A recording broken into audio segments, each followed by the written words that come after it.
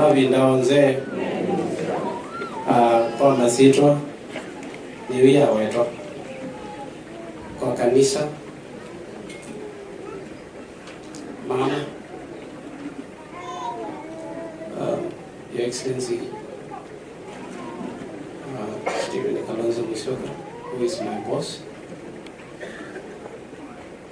Patili na DAP, Waziri wa Malwa, Your Excellency Governor wetu wa Kitui County, Deputy, waheshimiwa wote na marafiki wangu, marafiki wa mama, wale mmekuja kutufariji. Nashukuru na basi kwanza ni washukuru sana kwa kufika hapa. Ni muda ambayo ni mgumu sana sana. Kabla nisome, ninaomba tu nipeane maneno mawili matatu, nisome ile tribute ya my siblings. Kifo cha mama nilipata habari tukiwa jiani kutoka Dubai na His Excellency. Kama vile nyinyi mnajua kwamba nafanya kazi kwa ofisi yake kama personal assistant na msaidizi wake. So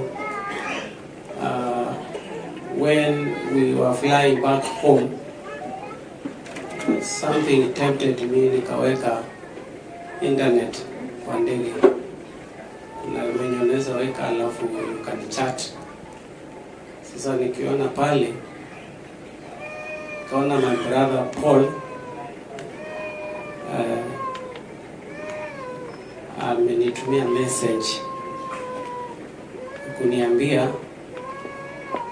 angalia nipigie, because they were trying to reach me and of course hakuna network, they could not reach me, get me.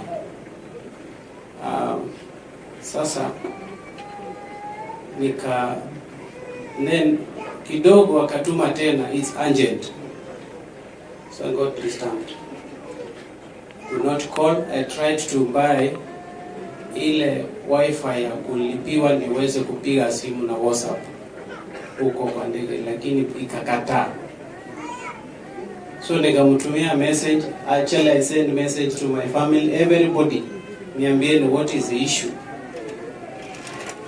So now at that point ndio our last born Jacinda akaniambia ameambiwa mama ni mgonjwa. Okay. Mama has been sick for quite some time. Na kwa nini hawajaniambia tupigie simu? That thing could not go well with me. Sababu it's not the first time mama amekuwa na shida, tunapeleka hospitali, anapona, tunarudisha nyumbani. Akani alikuwa anapenda nyumbani sana. So at that point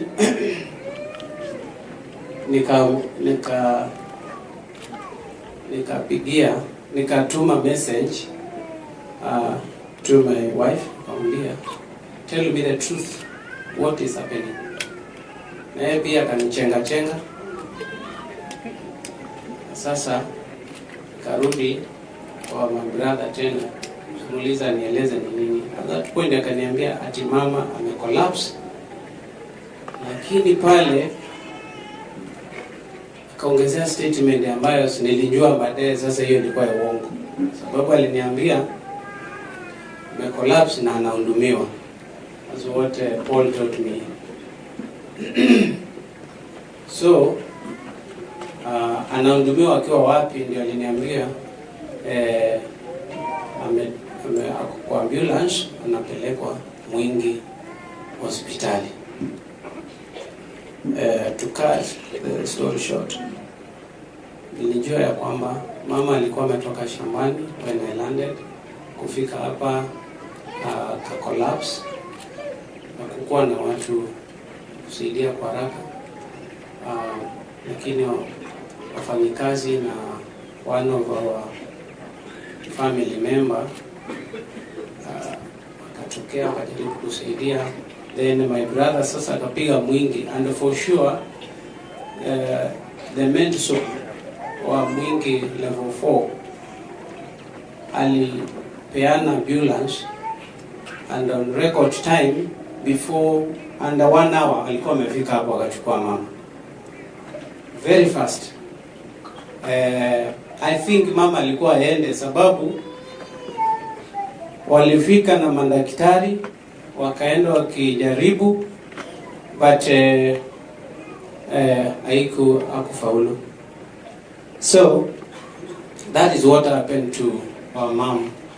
Mama alikuwa na low heart rate kwa muda.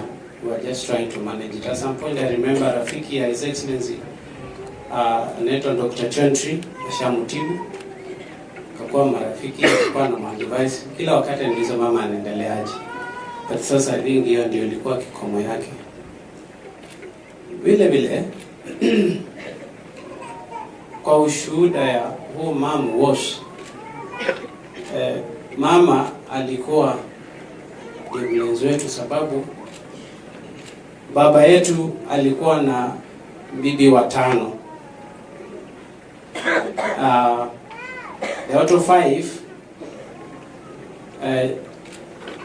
wakati sasa my dad died, baye amezikwa hapa si mbali kutoka hapa. Wale our mothers wengine walienda kwingine. Baba alikuwa na piece of land different places in this county, yeah, more than 5. So kila bibi alikuwa anatorokea mahali anaona anaweza lisha ng'ombe hivyo. Wale walikuwa na ng'ombe wengi, wale wanajua historia, ng'ombe walikuwa wengi. You talk about maybe 1,000 thereabout, bila kuhesabu buzi. Sasa you can imagine with like 400 cows utalisha wapi? Mkawana bibi chukua eka 10, wewe chukua 200, itakuwa ngumu. So akasonga because mama ndiye alikuwa na ng'ombe kidogo yakakaa hapa.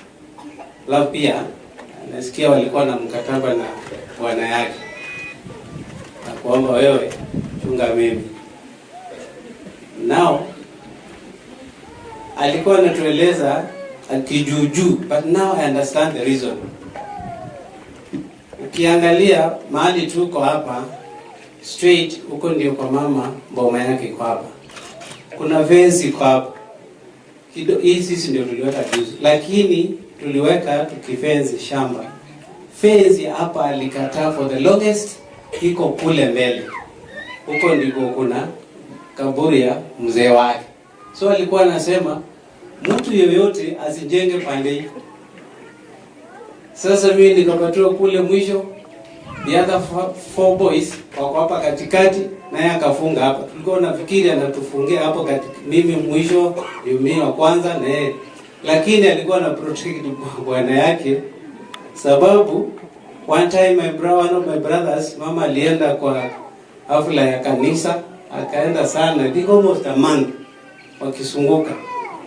Sasa my brother Peter haraka juu kuna nguvu na kuna uwezo, akakimbia pale akatengeneza matofali ya mchanga haraka na akainua nyumba. So by the time mom came back, kapata nyumba imejengwa pale. Boma yake kwa hapa akajenga karibu katikati yake na bwana yake. When mom arrived, because Peter is here, hapa tunamwita Mbezo. Baitio mwezi Mbezo. Alipatiwa mama leza nawa ungoyo kitu uondoke, nimekuonyesha wewe kwanza tudogo mwisho huko. And true as it is, in fact alisema na ukikawia na kuja hapo na nyundo kuiangusha. Let me tell you, by the morning tulipata nyumba amengoa, kaanza kujenga nyumba ya miti na huko kaomba malazi kwa mwingine somewhere there.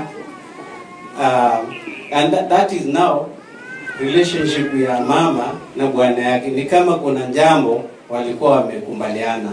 And now again, that again shows ile upendo alikuwa na sisi, sababu alituita sisi wote akatuambia kila mtu nampatia hapa na msikatoke hapa. One time we had a very sharp difference hapa nyumbani. Si ni ushuhuda? So na Twitter akatuambia mimi nimetoka Kamuongo. Kamuongo ni Wambanzi. Sasa kama nilikuwa naona hii mahali ni mbaya, ningehamia kwetu because nimeangoza hii. Kwetu hatuna hii shida. Shida nilipata hapa kwenu. So, na nikawalea sasa mumefika hapa. Let me tell you, yule mtu atakosa kuheshimu yule ako juu yake na yule ako juu yake mpaka sasa wa mwisho ni mimi na mimi niheshimu yeye. Alafu mbele hapo ni Mungu. Nitamlaani ama nianze saa hii tulitetemeka. And therefore the discipline here yenye alituweka is the one that guides and protects us in no manner of bad manners. Sababu kiti yake pale, and whatever you do they can give you testimony. Huko kwangu ni mbali kidogo. Alikuwa ananiambia kuna mtu alikuja kukusalimia hapo za 12. Alikuwa nani? Then you wonder aliona lini? Asubuhi sana huyo Peter. Wewe ulikuwa umetoka, mimi nadanganya? Ndio huyu. Ndio. Ulikuwa unatoka wapi? Saa 12 asubuhi, 5 saa 10 atajua. She used to know what we are doing. Hata sijui. So therefore, ushuhuda ya mama, I don't need to read because we know who our mom was. The part yenye sasa kila mtu anajua.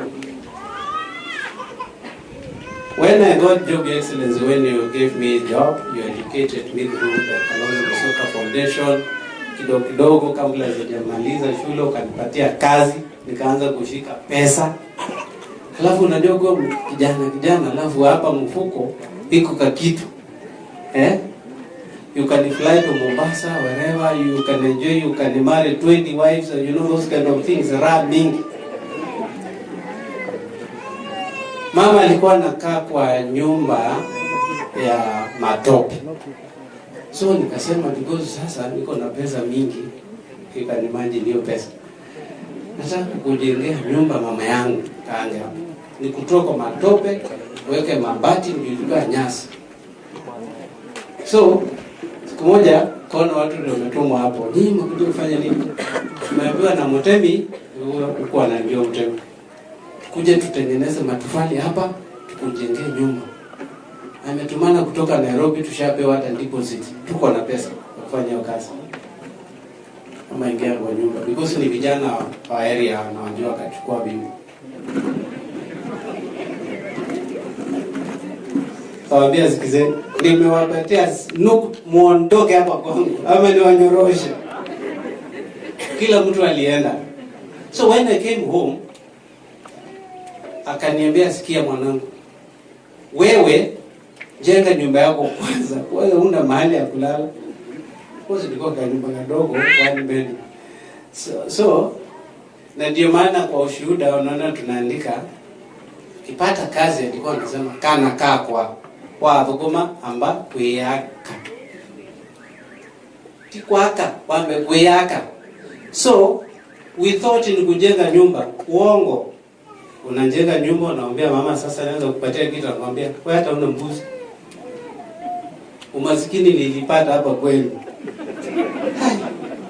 Unanunua mbuzi, anakuambia una ng'ombe. So anakusukuma until you get something. I'll give you a testimony of this Peter again. My brother Lena akazunguka because sasa alikuwa anapata pesa kidogo. Kuja akasema niko na bibi niko na pesa. Sasa akaanza kufanya hivi, tuko akaanza kuja hapa. Kwa kwanza una kitu, nataka ununue gari. Ndio kuja tuongee. And because hakuwa kikasirisha mama, honestly it was bad. So akakuja kaenda kwa mkopo ya kwa motorbike. Ile ya kulipia. So kuja naona sasa mama, gari ndio hii nimenunua sasa. Naweza kukufanyia kitu. Kamboe ngoja kidogo. Wewe zunguka kwanza lisha mtoto yako. Sasa siku moja Peter akapotea gas. Watu wakakuja na gari kubwa sana. Mpaka hapa kwa mama anauliza, "Kwa Peter ni wapi?" Sasa anauliza mama, "Leo Kiswahili hajui." So wanajaribu communicate was difficult. At the end of the day akajua ile gari Peter ako nayo ni ya mkopo na imekunjiwa.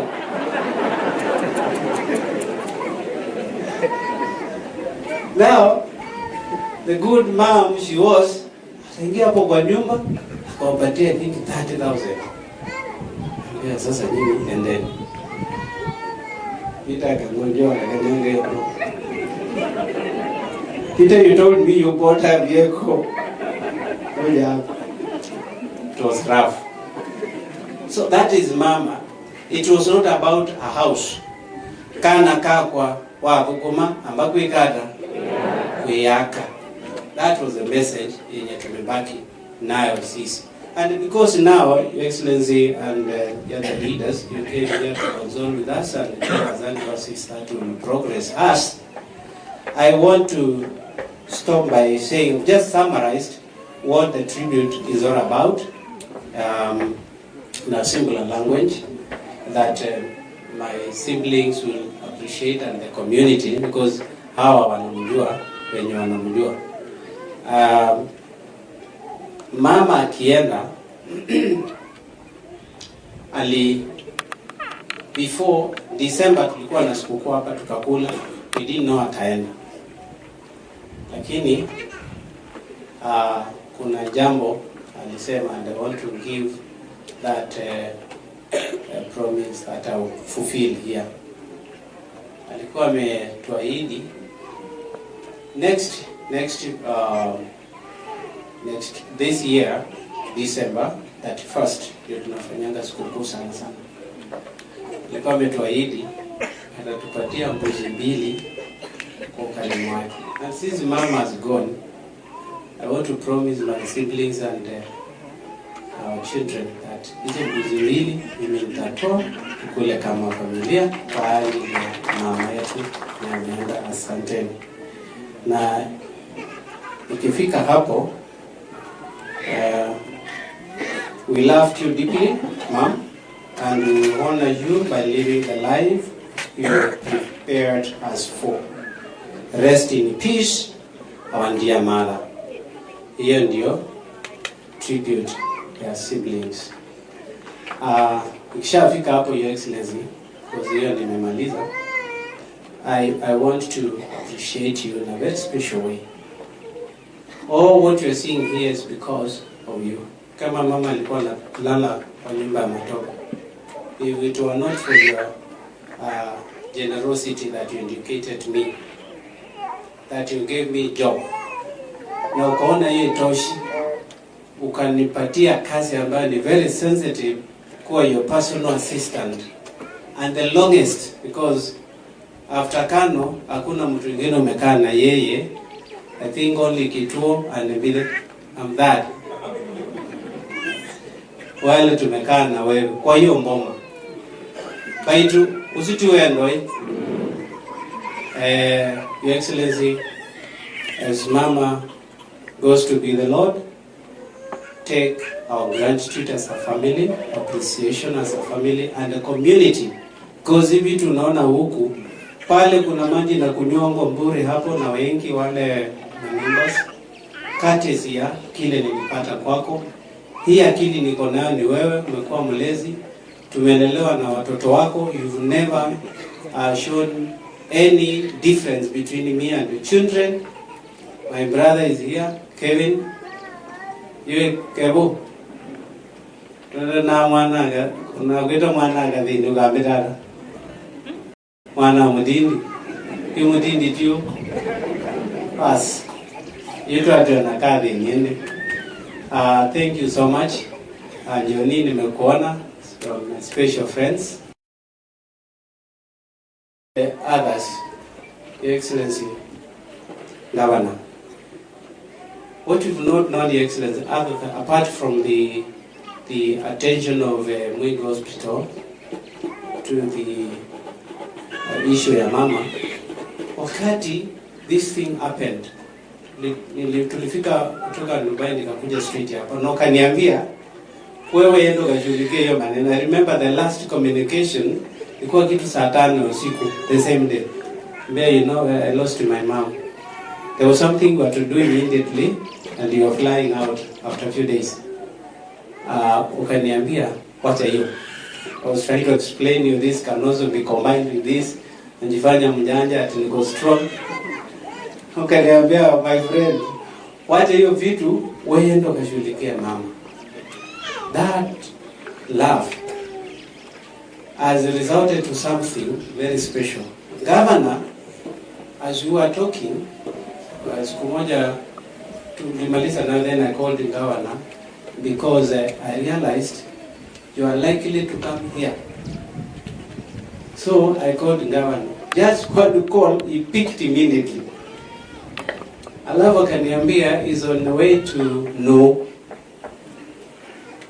Nikamwambia nimepoteza mama, then the story ended there. Kaniambia pole nini. Now to my surprise, the following day, masio watatu walikuja hapa kutoka ofisi ya Ndao. Viongozwa na CEO wa finance. Makao. Wengi. Asante. Tulikaa nao hapa Your Excellency mpaka saa 6 ya usiku. Ndio wakatuambia tuko pamoja. Niliona matingatinga imeanza kukuja, watambuza zimeanza kuzunguka huko. Courtesy of you, Your Excellency Governor. Thank you so much. And this is so because of the respect to your party leader. Amogoni amowezi. Hapo. And then all those other Weshimiwa that came, and Lily came, Asante Weshimiwa, and others. I saw Makali also called me severally. Nilikuwa na shida ndeto alafu confusion ya akili. Including Mawande. So, Kabate was also here. Your Excellency is your friend. Kabate Mutunga and then the son also came. So, having reached there, without much ado, I think I'll stop at that. And if need be, kuna familia is likely to be, maybe, I don't know whether it's in the program, Bahamas. So, matikini wa Mudhozi, matikia siani izwe na twinyana nani. Edha wamba Mudhozi, ukila unga mendane kalanzi, nunye mukono za kibela kia matiki. Edha nuwezi wamba Mudhozi, ukila unga mewalawe. Very good. Unga mewala Mudhozi, edha weto wa Mudhozi. Wa Mudhozi kundi kwamba mbua asante asuni nani ya ingi kena kuona maitu kiteme uwe kalanzi azande yaris ima kukua wiyela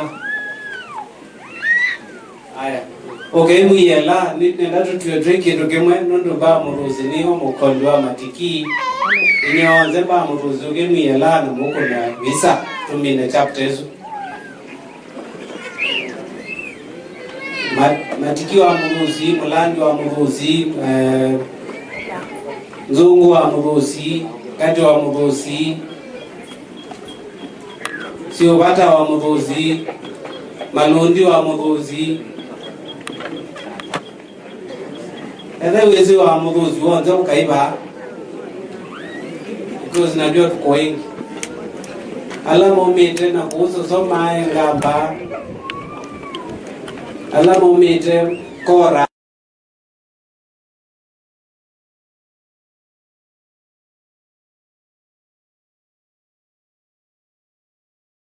family yetu ni kubwa sana. Waziri. Pangeni laini hapo. Na ni wengi, ngojea tu kidogo tunamalizia na hao. Ba mudus kama mwabuki. Sio bata. Kiwe tige nikio senior.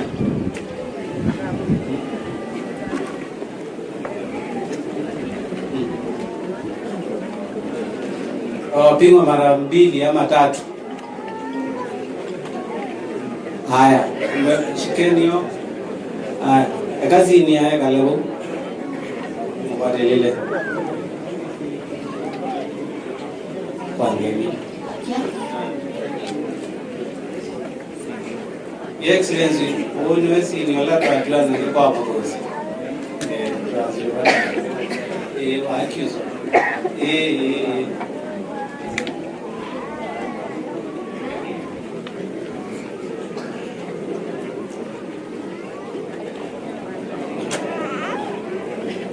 Kwa tuelane sasa endelea kukodika mtini.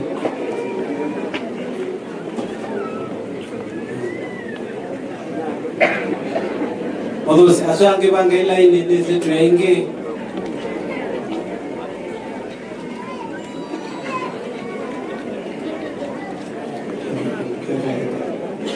Haya. Asante. Hiyo.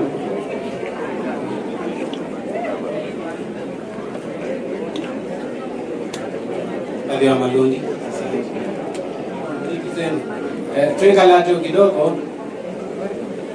Kidogo na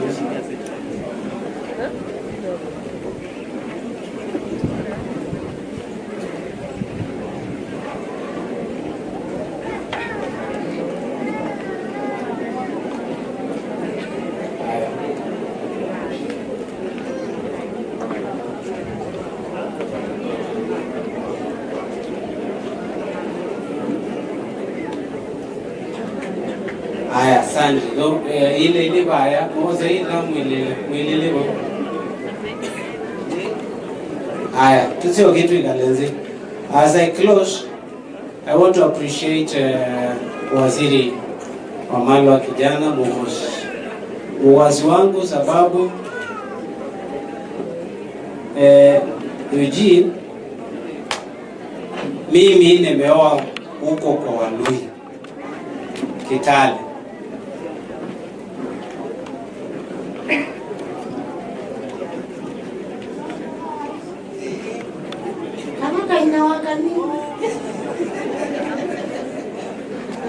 Right, so mwende.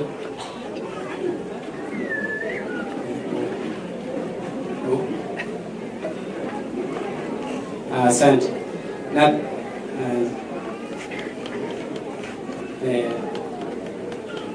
tuemewa. Asante. Your Excellency, you allow me again to introduce another very special friends of mine, my in-laws, ambaye wametoka kule kwa hiyo. No wonder CS you called me ukaniambia lazima nikuje. Lazima wakamba nipate leader ukuje kwangu. I don't know whether you knew utakuja kupatana na watu hapa nyumbani. So my in-laws, naomba kwa heshima ya CS mkuje, ndio maana waone this. They came all the way from Kitale, Moi's Bridge. Na mama ametoka Kakamega, Msosi. Baba yangu kutoka Moi's Bridge ni Mbukusu.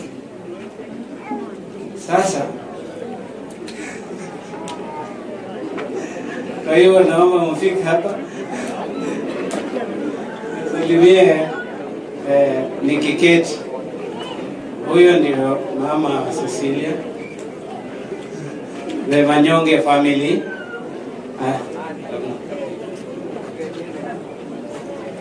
Thank you. Nikishafika hapo, haya, mpigwe picha na nipatie mtu mmoja kaka Kaneni aongee kidogo, alafu mimi niketi.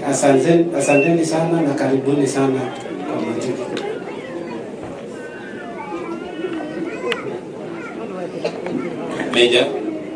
Meja unahitajika kwa hii picha.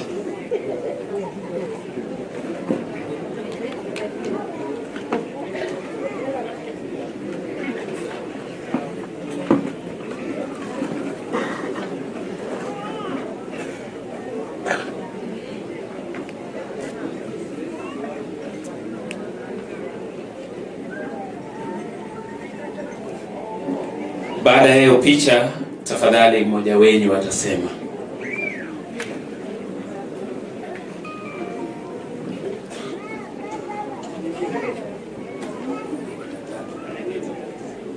Asante. Bishop, Padri, the clergy, Your Excellency, Mheshimiwa Daktari Stephen Kalonzo Musyoka, Gavana na waziri ambaye ni ndugu yangu, all the protocol observed. Mabibi na mabwana, hamjambo. Nataka kushukuru kanisa kukuja kusimamia ibada ya wafu ya sita wa wangu. Mama huyu sisi kama familia tulimpenda sana, kwa sababu alikuwa mama mpole, mama wa haki, mtu ambaye anazungumza neno ambalo anafuata lifanyike bila ametaka, mama mkarimu sana na mama wa upendo sana. Nikija mji huu nilikuwa na wasiwasi kubwa sana, kwa sababu nilikuwa nafikiria tutafanya namna gani tumpatie Sita wa heshima inayotosha, kwa sababu alikufa kifo cha ghafla. Your Excellency, nilipofika hapa, the first people we interacted with ilikuwa ni Team Kalonzo, na nilipowaona tu wakijiintroduce sisi ni Team Kalonzo, wasiwasi yangu iliisha. Nikajua Sita watapewa kusindikizwa kwa njia iliyo nzuri, na hakika imetimia. So nataka nimuunge my son-in-law kusema asante kwa kazi ambayo umetusaidia katika mji. Asante sana. Pigeni mheshimiwa makofi. Na isitoshe umeniletea ndugu yangu. Mheshimiwa huyu, we are uncle kwa mahali moja. Mama yake na mama yangu they are sisters, cousins. So ni mtu wangu sana. Hata ndugu yake Mike alikuwa ni mkarimu sana kwangu, na hata yeye pia tumefanya kazi naye, tumekaa nao. So tunafurahi tukiona mkitembea pamoja. Asante sana kwa ajili ya ukarimu wenu. Sisi tunatoka Kakamega County, Likuyani constituency ama sub county, pale mahali pa Moi's Bridge, hapo ni Sinoko location na Mwiba sub location. Hapo ndio mahali tunatoka. Ukiwa Moi's Bridge uko kwa county 3. Na kanyaga mkuu hapa uko Uasin Gishu, mkuu pande hii Kakamega, mkuu pande hii Trans Nzoia. Na ndio mahali mheshimiwa anatoka. So shukrani zangu kwa wewe kuja hapa kusimama pamoja nami. My son-in-law, huyu is your uncle-in-law, not your son-in-law. Yes, sasa ukimpata you have met your father-in-law. Asante sana. Today nataka ni correct hivyo. Gavana, asante. I'm meeting you for the first time. Huwa nasoma tu kwa magazeti, lakini asante kwa kazi ambayo mmefanya mji huu. Asante sana. Muunge viongozi hawa mikono, si ndio? ili wawe kwa uongozi, waendelee kusaidiana wengine. Nikimalizia, Your Excellency, hawa watu wawili hawangepatana kama ungepatia msichana wangu kufanya pupillage in your farm.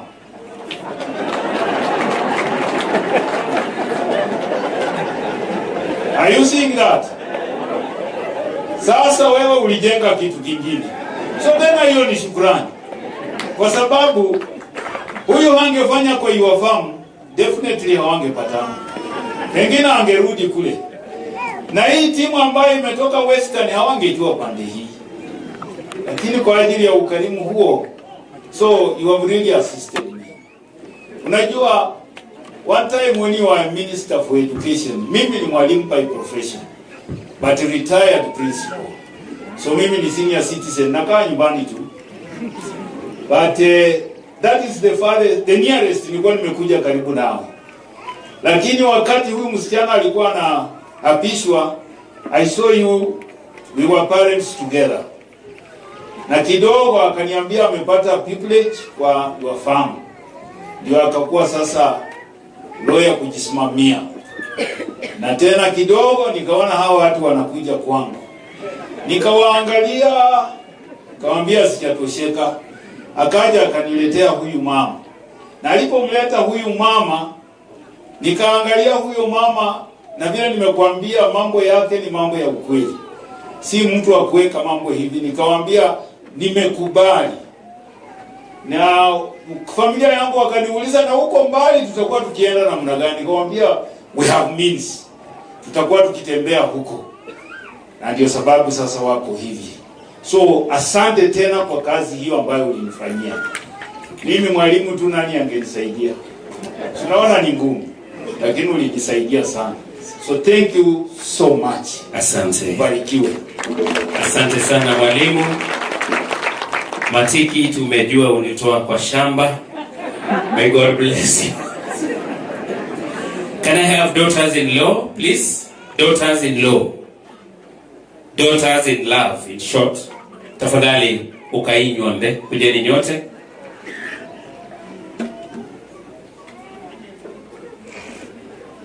Then sons-in-love, please come.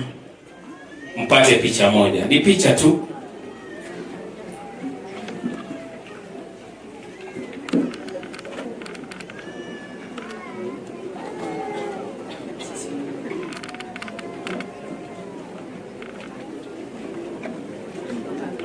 Tushike moja.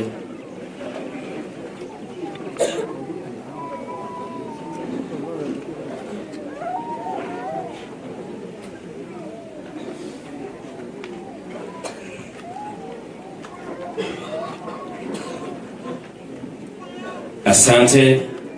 Asante. Imeandikwa na itasomwa na Cecilia.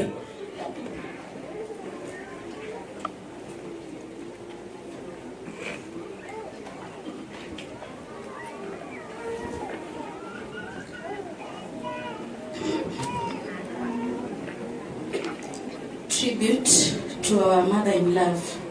We, the daughters-in-love, we stand here today to honor and celebrate the life of a woman who welcomed us in her family with love and grace.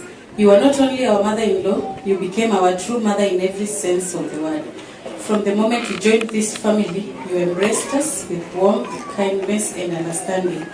You guided us with wisdom, corrected us with patience, and loved all of us equally without conditions. Your gentle spirit and strong values taught us how to build a peaceful home rooted in respect, unity, and love. You are a pillar of strength in this family, always praying for us, encouraging us, and standing by us in both joyful and difficult times. Your words of advice, your caring heart, and your quiet sacrifices will forever remain in our hearts. Though we mourn your departure, we are deeply grateful for the love you shared and the example you set. Your legacy lives on through your children, your grandchildren, and the values you installed in all of us. We will miss you dearly, honor you always, and cherish the bond we shared with you. Before I conclude on this, if you allow me, I just want to say one thing. Mom, we always knew one thing as the daughter-in-laws. Mom did not have a friend among us, among the 5 of us. She loved all of us equally, and when it came to condemning the mistakes that we did, she did it again equally to all of us. So she was very neutral with all of us. She loved us, and she ensured that we all lived in peace. And as daughters-in-laws, we say, rest in eternal peace, Mother. Thank you. Asante, let us appreciate. Yeah. Can I have the grandchildren led by Faith?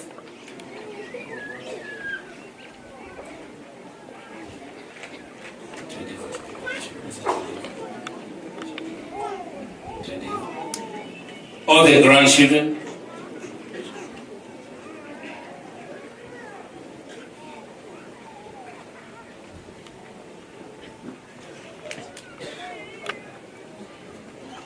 All the grandchildren, please wapewe stem, wapatie wawekelee pale juu. Anza tu hapa. Tuanisha please.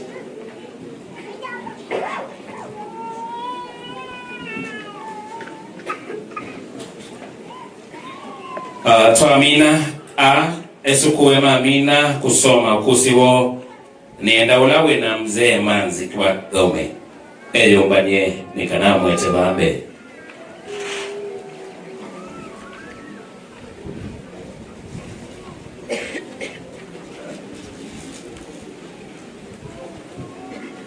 Cameraman kwanza wapigwe picha. Faith, you can read the tribute.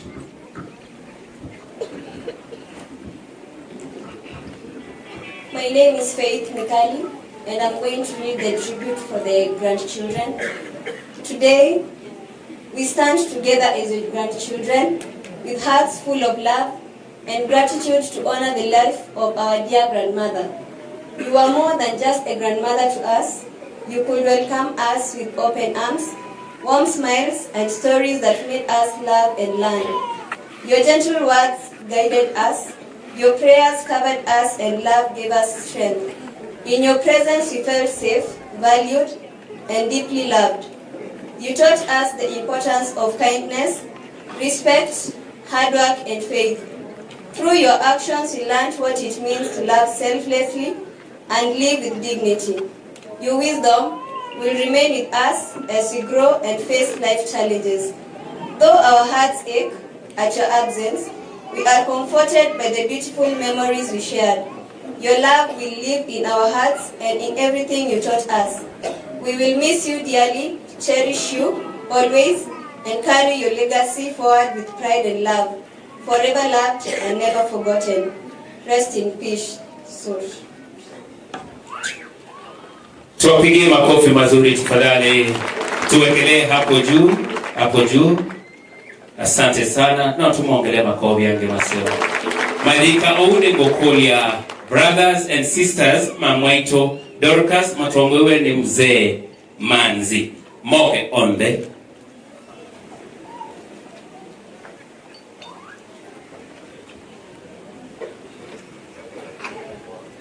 Alama siani we na Mwaito manzi na Mwaito Dorcas matongwewe ni manzi. Onde moke bambe.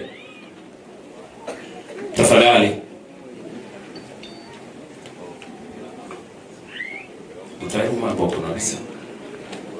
Alama siani we na Mwaito Dorcas maume na aka. Geuza mzee hivi. Tuwetele makunabisa. Tafadhali ukai tudhibaya. Tuitumia ila yudi ibuyolo kondo wako kunabisa.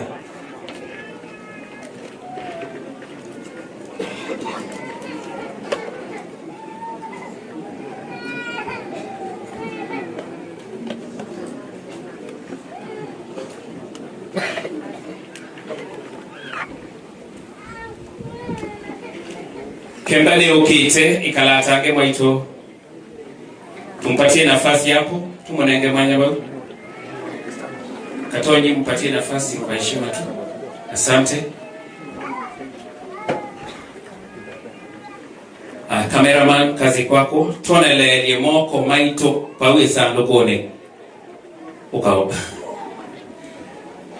Lukasonge onele obalawe asante.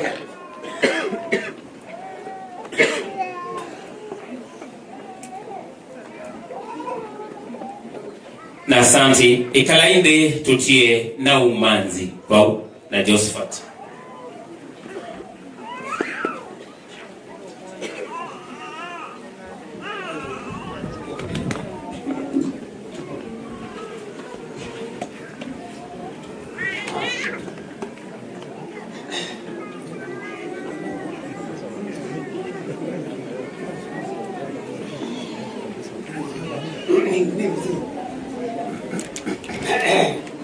Mheshimiwa ndaro mkujira mungu wa mkini Mheshimiwa Bwana Kalonzo Bwana Wamaru na meya wa Kitui na langi onde waheshimiwa onde jia leta wa manzi wa Kigome nari mwendete ngai muno nari ngutai ngai muno na kwa cheni mobiano ndo akukaba kwenyu nyenye boma junyo na nini ti ogwa kwa tia nikote cha Bwana Kalonzo katika kipindi ni organize na organize kwa maana kama ndio ndio wewe na kituo cha wewe Leo ndio na vile ndio Kalonzo kwa vile ndio ngoma ya wewe ngoma kuja Bwana Mheshimiwa Kalonzo mwisho utaujua kwa wewe wako kila bana uye kituo kila mundu wanaye ewa members ni moshindi kwa unye wazee wa kaniacha ni ongea na Kalonzo ni shukrani ndio wanakamanya roho kwa kwanza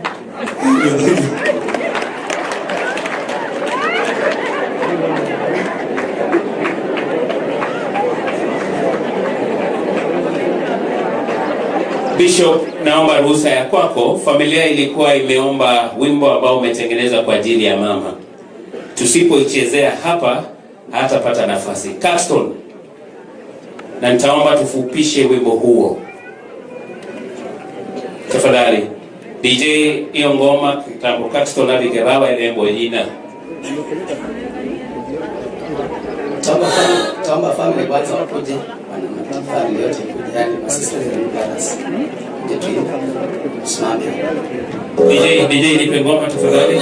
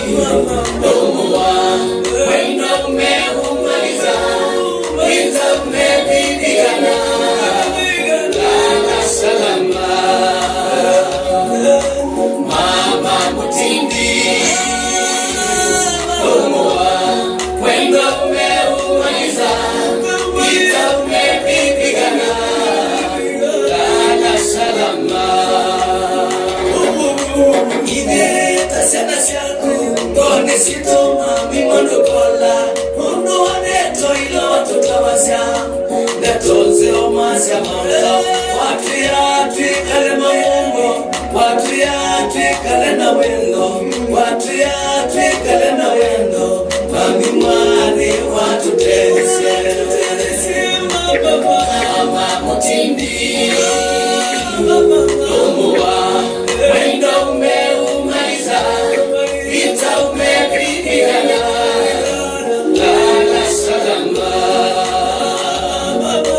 mama mutindi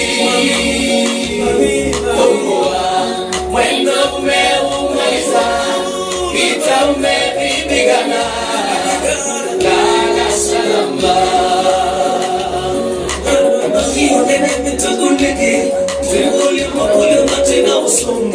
Mami weba, mami weba, indela bonisito, mami nuka mane mono, kola we mama, tomo anesa, mama mutindi, tomo wa, wenda umeiza, vita umepigana. Salama, mama mutindi, Lumuwa wendo umeumaliza, vita umepigana, lala salama. Inyoze tuichalone, chakoni tune, wea inokoka, wese ya halamake. Hivyo zetu ikialone twashe yakodhi yetune mwea inokoka wese. Asante Caxton, asante. Tuko nange Caxton nono wadhi msio wa maitu. Asante. Josephat ni unenga dakika itatu. Wenge kila wa ile kwika kwa metoke kwa ndo wa familia. Okay, ni mbea. Kwa majitu Josephat mtu wa kidhome. Na kusandani siya mheshimiwa wetu His Excellency Kalonzo na gavana wetu wa Kitui wana Malombe na wanzio lobikie kwa ndo akiafikie ningo mukenya mtu yata na pando yenesa yene namba mutemi na mutemi twendo nenda kwa sio sasa ile mtama maisukaba mama sibitu njoke ndo nena yuro sasa nzije ndo mtama mama sukaba Ango, ni simu tukita sungu. Ango. Onada wiba, weta na ango. Kujaraka. Tafadhali. Tuzijani ndo namdini na yeye principal kali. Ango. Kwe begala ningi mengi pio. Utaoma sojala. Na zamdini jo kusije kwa kusia. Aliwe galado. Asuma bikie. Haraka tafadhali. Dakika 3 ndio nimepewa na nataka kuharakisha. Okay, ndio na kindo laisi pio. Sana ni mwewa mtemi akumia kosi na ndio ndio sema mtemi. Hapo asia kana. Umesawa kama mimi ni yango wako eh. Kabogole is it? Thank you for coming. Nenda kwa so kwa mrembo wa matabano yu siana sia kilome ila sia la sida ya ndio kanini na masilinya aswa ngeni mapi na yenye mwibo mutemi kwambia so kujambe nenda mumbane bangu bamwe arala ku mwingala nzimo sobi ngwata nyoya uno mwe kunawe mukwate na kwa lota kwambia so tuwele galano mutemi wale watu wale kwendandwa na mathi na zinjita ilikete ulwa kulama kwambia so ukende ewo tongosi siana hizo za ilikete kuaba inaoneka matiko kwanza so tuwele galano avinu mekole sote tumbariki nimwambia Radia ya kwako kaswa kwa kumwambia mheshimiwa nondo wako tuswabisa mwana edwa mkufanya kutoa voice. Sana ngaina kwa nime kaninge haiko kanisa mwano ukumosi na belili nake alabwa mtende sawe heaven free. Thank you very much. Kala kwa nemudi ni mbya ndo akondeleza kwa kitu kile msinyo to kwenda kwa bio kuitina wapo kwa kwendete mwana tu kwanza sio ndio tunaja kuteleza okedwa rais wa nzinu mbya ni hapa ni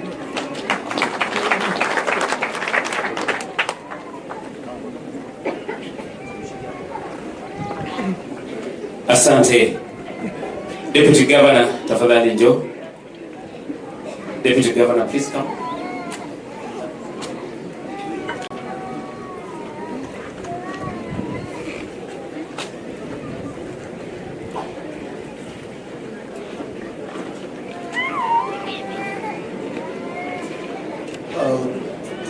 Party leader for Wiper, party leader DAP, familia Mama Dorcas, na nubaitu mangura, mwaseo, weni museo, mabinda wande, yangu kwa Bwana James kuambia pole. Mama nilikuwa nakujua. Time nilikutana naye kwa kwangu Kase. And she was coming to come ask for a lift for me. Na hiyo ndio siku nilijua kama ni mama yako. Kwa sababu when she was alighting at Kanbea, that time aliniambia mimi ndio mama yule matikia na kuanga na Kalonzo. Kutoka Kase mpaka Kanbea hapo ameniambia anything. Lakini wakati tulifika hapo ndio alinieleza. I'd like to introduce the county staff who are here. The CEOs, tafadhali simameni. Tuko na CEOs wanne. CEO Kedonya ni mwana wenu bano wa Musa. CEO Henry Nyamai ometa kuya Kitu East. Na wewe mundu newe azungeze kendo azano kwenda kwenda kwa Kitu East. CEO Saleh Kumano,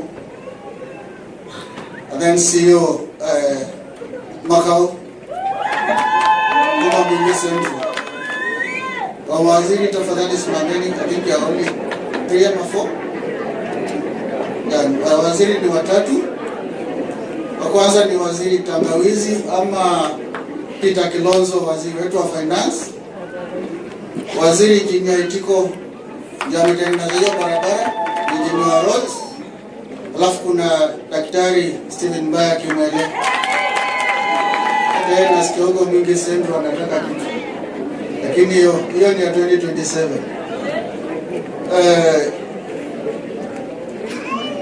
Kelly nasikia umeniharakisha sana. Okay. Pana matiki ya siblings. Changu ni kuambia poleni sana. Ndio mwenendo kia kisio. Kula uyani na amukwatile na kujua mwana muku sovya musi kwa mwetu Dorcas. Kai amudu musi wala basi.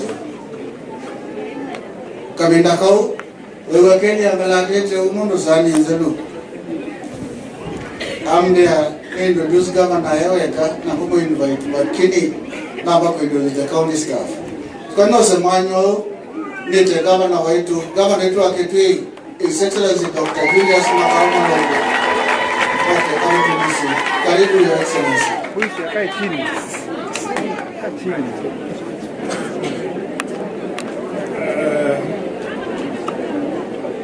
Party leader for Wiper Patriotic Front, Dr. Stephen Kalonzo Musyoka, ambaye ni mtoto wa hapa. Party leader wa DAP, Honorable Eugene Wamalwa, ambaye vile ilisemekana anatembea pamoja na party leader wetu vizuri sana. Viongozi ambao wako hapa, viongozi wa siasa, viongozi wa kanisa, na asanteni sana kanisa, muliendesha misa vizuri. Mimi ni Mkatoliki na nilikuwa nauliza nitaenda kuchukua sakramenti ama vipi? Lakini mtu hapo nyuma akaniambia ngoja kidogo. Lakini muliendesha misa vizuri vile inaendeshwa katika Katoliki. Na watu wetu wa hapa Ngaie, na siwezi sahau familia ya mama wetu Dorcas Mutindi, akiwepo my friend James Matiki, pia wa party leader wetu. Nataka kuwasalimu na nitawasalimu vile mimi usalimu watu nikienda kwa afla ya umma, a public meeting, na vile nilikuwa na wasalimu wakati nilikuwa natembea huku nikiuliza kiti cha ugavana. Andu maitu mumwe tayari kuongetheka mwai ni museo na mavinda onze na thini wake ni muvea muno aya mwivaya ni nguwe mukwatia muno. Sitaongea sana kwa sababu ya wakati yangu, ni kusema tuko hapa pamoja na wale tunafanya nao kazi kule kwa county government ya Kitui, deputy governor, ministers, chief officers, and our sub-county administrator, ward administrator, village administrator, they are here. Tulisema lazima tufike hapa tufariji familia ya James Matiki ambaye ni PA wa party leader wetu. Mimi nikikutana na Matiki na hata wale wengine ambao wanafanya na Mheshimiwa Kalonzo, mimi huwauliza kitu kimoja tu. No mwende na kusuvia mwana witu. Nimukuona nusi onende na makulio. Na mondosu wita wa PA, anyone yule anaitwa PA ni mtu wa maana sana. Anakuwa karibu na kiongozi. Kiongozi akiwa mgonjwa ako hapo. Akitaka barua iandikwa ako hapo. Akitaka kuita gavana wa Makueni, wa Machakos, wa Kitui, ndiye anafanya hivyo. Na hiyo kazi James ameifanya vizuri. Na nataka kuambia familia pole kwa Kikamba yumi siai mukiekeke na nitukwende na umulilika na mboya nituendete na mbeo. Mama sikumjua kibinafsi mimi, lakini kupitia James na familia nilijua kwa kweli anashikilia kabisa kuendesha familia yake. Na kwa hivyo nataka kuchukua nafasi hii nimlize Mungu aweke roho yake pazuri mbinguni pale yeye mwenyewe alijitafutia. Kwa kizungu niseme, may the Lord rest our soul in eternal peace. Amen. Najua watu wengine wanataka niongeza siasa.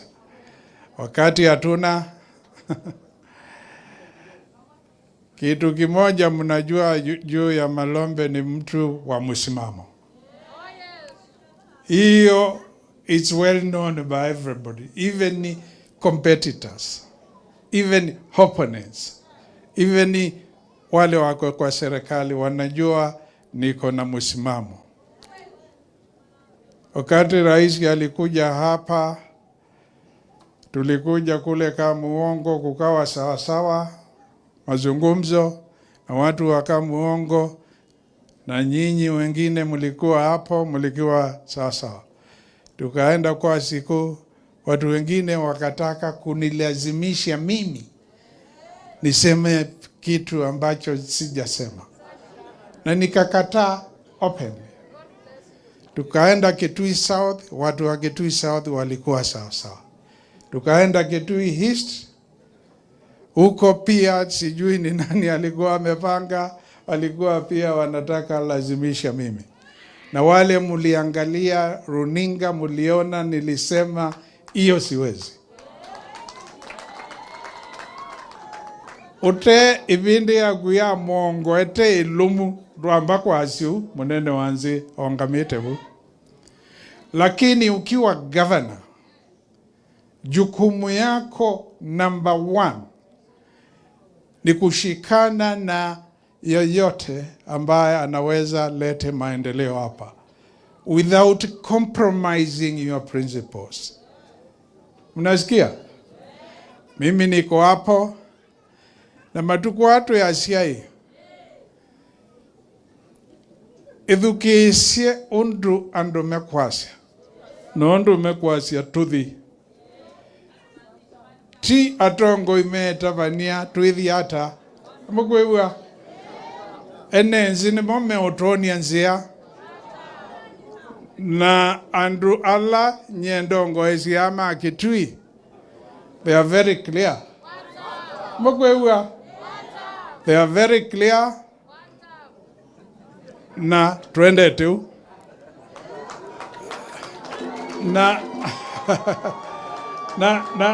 Na onamona tuithukuma na alangi na nundu nombaka tuthukume namo. Mwikethio na wasiwasi ni tuithukia ciondo andu mekwasia na twi nziani isu. Na kwa isu nguvi, nundu no nguvi. Akanunga belebu. Na once again, tuthacie mwaitu athumwe na mwiyai aimusuvia. Thank you.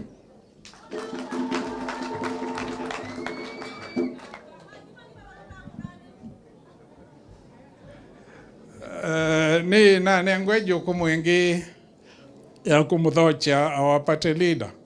Engu mukulia kwa heshima. Nimukwiwa kwa jao kwa mbeo siogela. Tafadhali tunga maini kana tumuthoche. Karibu. Thank you. Oh no, you shouldn't stand. You guys.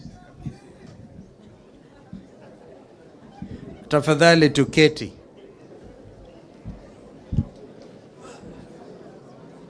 Kwa family ya Mama Dorcas Mutindi Matiki, Mheshimiwa Governor Julius Malombe, my brother Eugene Wamalwa, members of parliament, Mheshimiwa Malili, Mheshimiwa Mawadhe, I think there was another MP, Mheshimiwa Makali Molu, Mheshimiwa Munyaka, Mubangoni, Mheshimiwa Munube, so Mheshimiwa Munube here, and all the friends. Ambassador Kiema, I've not seen him for a long time. So good to see you. So good to see you. Andumaituma ngai na Kitui kieno kitu, waheshimiwa ambao wakilishi wa county, waombolezaji wenzangu. First of all, allow me to say Happy New Year. Ingawaji umeanza kwa huzuni kubwa. James alieleza vile tulipata hii habari, and before I forget, I can see Mama Senator hapa kibitikia Mbua na Ailio Bau, na kunwasi mwe Senator Wambua. I was with him in Mombasa for a day, na he should have been here, but he sent Mama muko zangezi ya Senator Wambua ukia kizio wake, na vile vile County Women Rep Mama County pia nimenipigia nikiwa barabarani, Dr. Irene Kasalo wanapokea pia rambirambi zake. So we will be very brief because tumekuja tu kumwaga huyu mama. Ajabu ni kwamba huyu mama hayuko hapa. Hayuko. We are just talking to ourselves, Bishop. She's gone to our Maker. And so we celebrate our life. And I've known a lot about her through James and Mama Cecilia. I now know why James has picked up so well. He never used to be a good writer. Now even writes so well. I now know it's from the kitchen. And you are doing well. Allow me now to actually quickly do one thing, because it's a family, kind of, and therefore part of the family. Mheshimiwa Malili, allow me to call Kevin, akuje ongoze Katumbo. Kujeni tu hapa. Kama kuna maua muweke. Anthony, Pastor Anthony kuja pia. Muriuki, these are the party fellows who are here, party members. I have a friend called Apostle Joe Kennedy, akuje vile vile. I know, that's where I'm coming. Ukalia kweta Veronica vamwe nukela mawe. Veronica and your team, because that is Team Matiki. Kuna Team Matiki, because it doesn't work alone.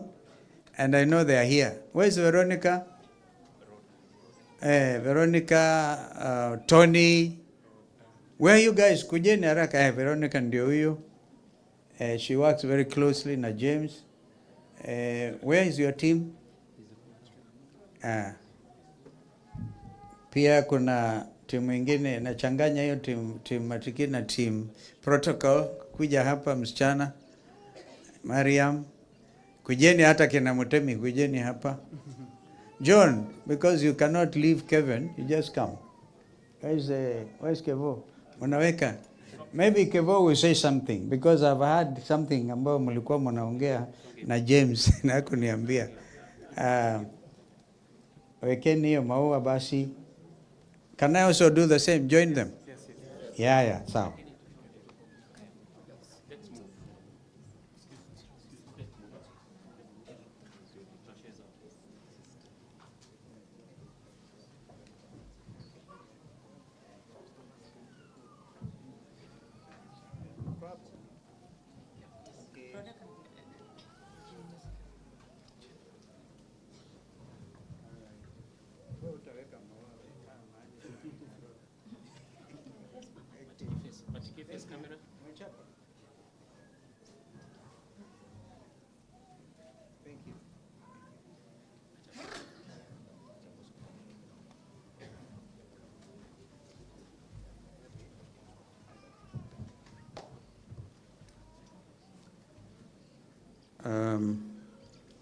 Hiyo team ilikuja kuwa na wewe James and the family. Maybe on their behalf, Wasia Kennedy aseme pole. Kennedy also sends his greetings. Mairo, Damari wakiwa mbali sana na Martin. But Kevo on their behalf. Thank you. Mairo Muyasewingi. Kwa familia ya ndugu yangu James, poleni sana. Haya maneno si rahisi, lakini tuko na nyinyi. James, tunaongeanga almost daily, daily.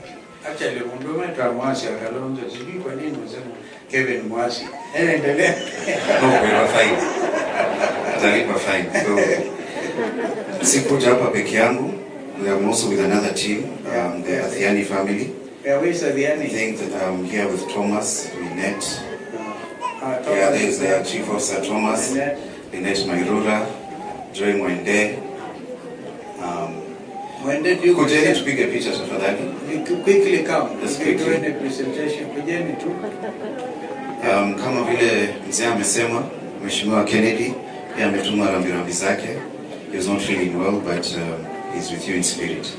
So vile on behalf of my own family, Siri Shalom, pia ametuma rambirambi zake. So thank you very much. Mungu alaze mama mahali pema peponi. Asanteni. Okay.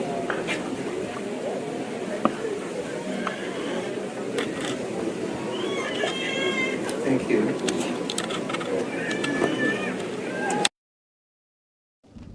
Asanteni. Very quickly. Alama tu kiasi adhiani kwako yulu. Mnapata adhiani. Ndio hiyo team. Team adhiani. Thank you. We're done.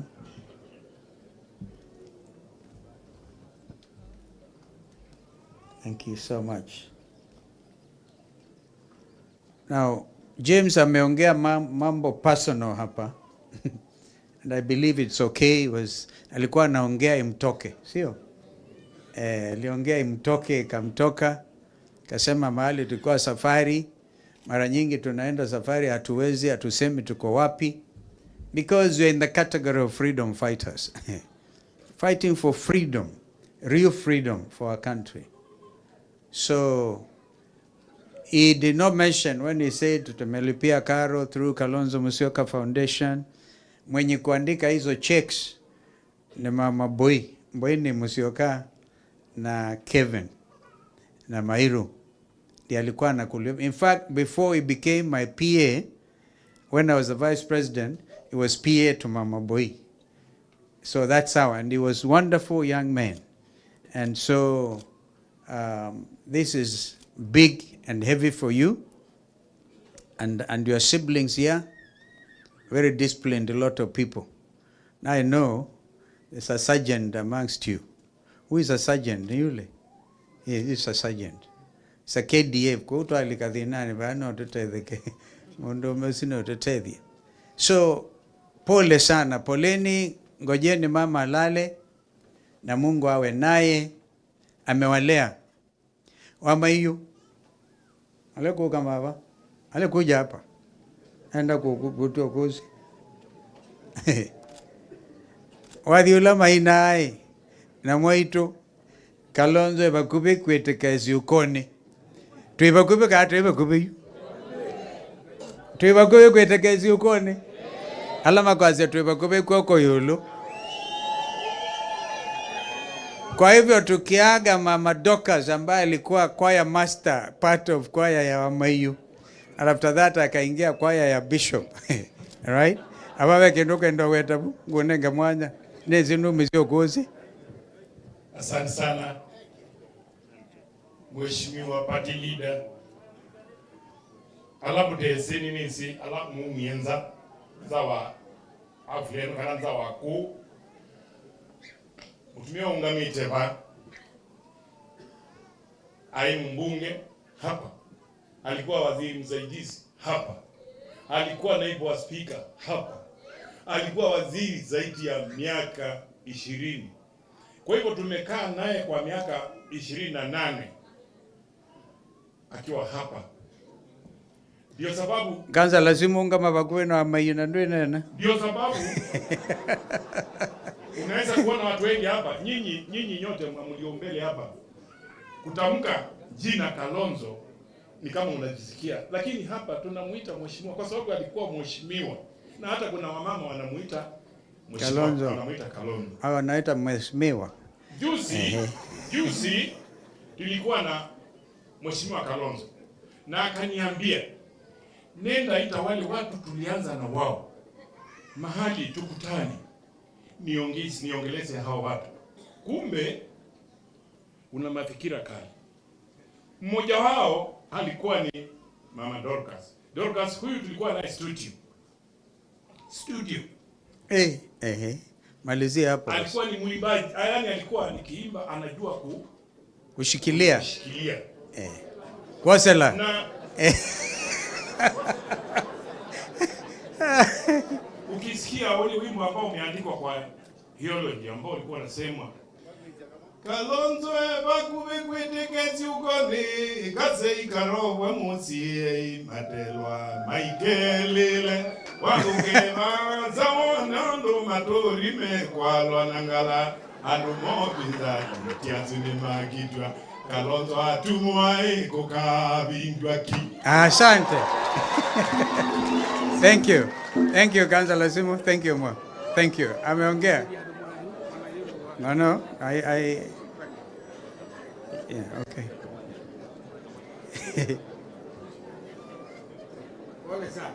Ai bota miondo vai do mwase oinwe. Mwase oinge. O bano imwanda inoti za hizo wetu ni ngai mheshimiwa Kalonzo tafadhali. Ni manda baraka akona na maloga.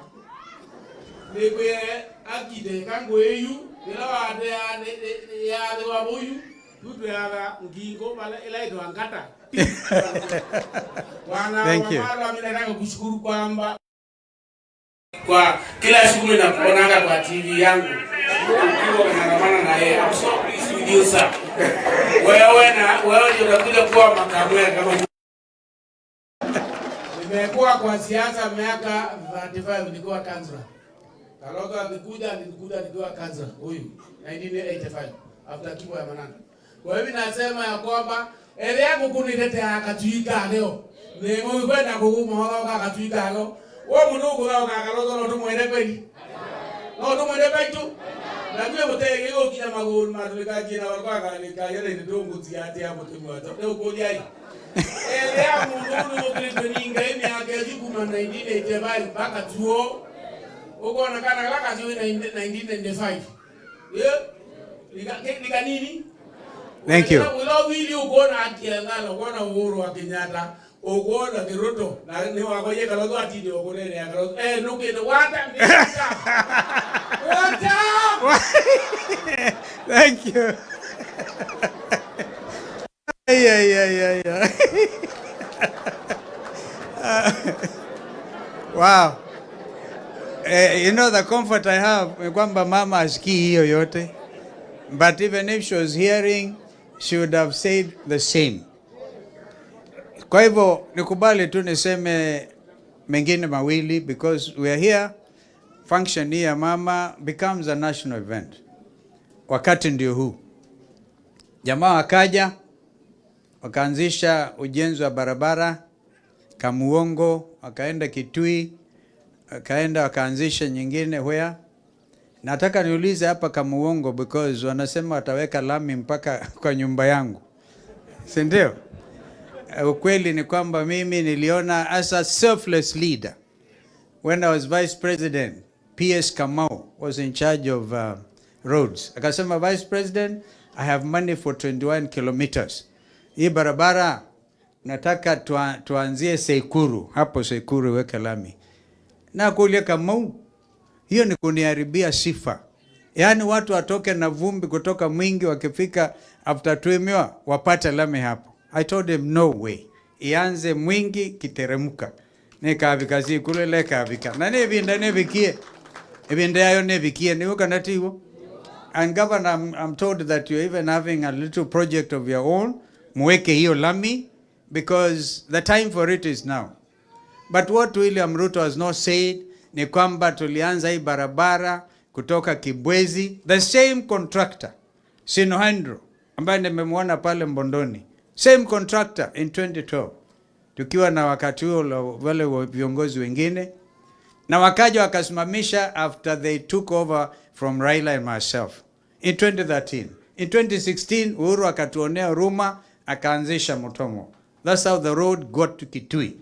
By now hiyo barabara ingekuwa imepita Maua, by now for sure Isiolo and linking up with Ethiopia. Tukija Mheshimiwa Eugene, umeona magari mawili napita mbio ya Miraa. Hiyo imetoka Meru. That road, if that road was done by now, ingepitia hapa kwenda Garissa. So you have denied us our economic rights. But we are not complaining. We are not complaining. We are going to do it the right way. The right way. Elimu imekuwa imeangamia almost. Ikifika mahali useme machifu waende watafute watoto wapeleke shule kwa nguvu. This is not colonial time. Ni kwa sababu wazazi hawana pesa. Ni kwa sababu wazazi hawajui watoto waende wapi. Ile education, mwalimu huyu Shemeji alisema was Minister for Education. We were certain about what to do. University funding was deliberate. We started the Higher Education Loans Board, and I appointed the current governor of Baringo, by the way, was the first chief, Cheboy, I think Cheboy. Yeah, Cheboy was the first CEO of Higher Education Loans Board. Tukafanya mambo hayo. Education, we even had something I personally commissioned, and of course guidance wakati wa Mzee Moi, which we call ticket. Now, hii education system, walimu ukipelekea watoto hawajui curriculum iko vipi, wao wenyewe wanataka usaidizi. Now there's total confusion. I don't blame the Minister for Education. I blame his boss, because I may cause confusion kwa mambo yote haya. So we will be talking about education. Hatutakuwa walalamishi, tutakuwa tukiongea vile tutafanya. The first thing we shall do, we shall make sure education ya watoto wetu from the cradle, kuja nursery, which governor is trying to do, all the way to university, will be free education. Because hii pesa wamekula, hii pesa yote wamekula inatosha. Ingine wanafanya maajabu kusema mnapeleka nyinyi Singapore. Before you take people to Singapore, education is basic. You cannot take people the next step without giving them proper quality education. That will be our mission. We are not talking about united opposition. We are taking over the government from William Ruto next year. Inyu mwe tayari? Mwe tayari? Governor ni mubeano ndo wa msimamo. Lakini chungeni. Chungeni Mheshimiwa Malili, you are also there. Ito aneni. Nundo anie wa thiome hapo. Tio huo? Ha? Baba bikiwe you there to bikiezi ukone. Baito tuyemwe. Ito aneni ya mheshimiwa. Alichanganyikiwa, kila mtu anachanganyikiwa. Ulo ndo malombe kwazia no bakaweze wende binde ya Mungu. Uyunga matakiuma. Kanati gomba ito. Yani tafadhali ukatetema wa mayunio anena, because bado tuko na bishop hapa. Ede kutetema. Wetatamia ketimba wa mayo. Nyetinya ni wa mayo wa ini Yesu. Kwa hivyo lazima muwe sasa vai utongoi ukuoneka andu maithi nzie mama ile mateshwa na kindu kiambe tafadhali kila mundu alike imwezi yu ethebe mwana no moto zete kibande utena kibande. Mheshimiwa Governor, even if you're going to Arui, Mheshimiwa Malile and all of you, move around, register our people as voters, because kura ndio kila kitu. Nilisema Ruto alisema vijana wapigwe risasi miguu. Nikasema rais wa nchi gani hii anaamrisha watoto wapigwe risasi miguu? Ukimpiga risasi mguu mtoto kama Rex Masai anakufa. Sasa sema na sisi tutampiga Mheshimiwa Bishop, tutapiga Mheshimiwa Rais risasi moja kwa ballot box ya kwenda nyumbani. One touch. Itakuwa one term, and it is one term, and because he has earned only one term. Haiwezekani siasa ya uongo. Kila bandu Ruto hapa Kalonzo na yeye merweyo. Akometa ya kuota no Kalonzo. Mbua ya liagwa no Kalonzo. Ama hiyo. Abikie bandu asia ona mwane beti no Kalonzo. Yani Ruto ameingia hiyo mtego. But let him relax. We mean well for this nation. Right now, munaona vile hali ya anga ilivyo.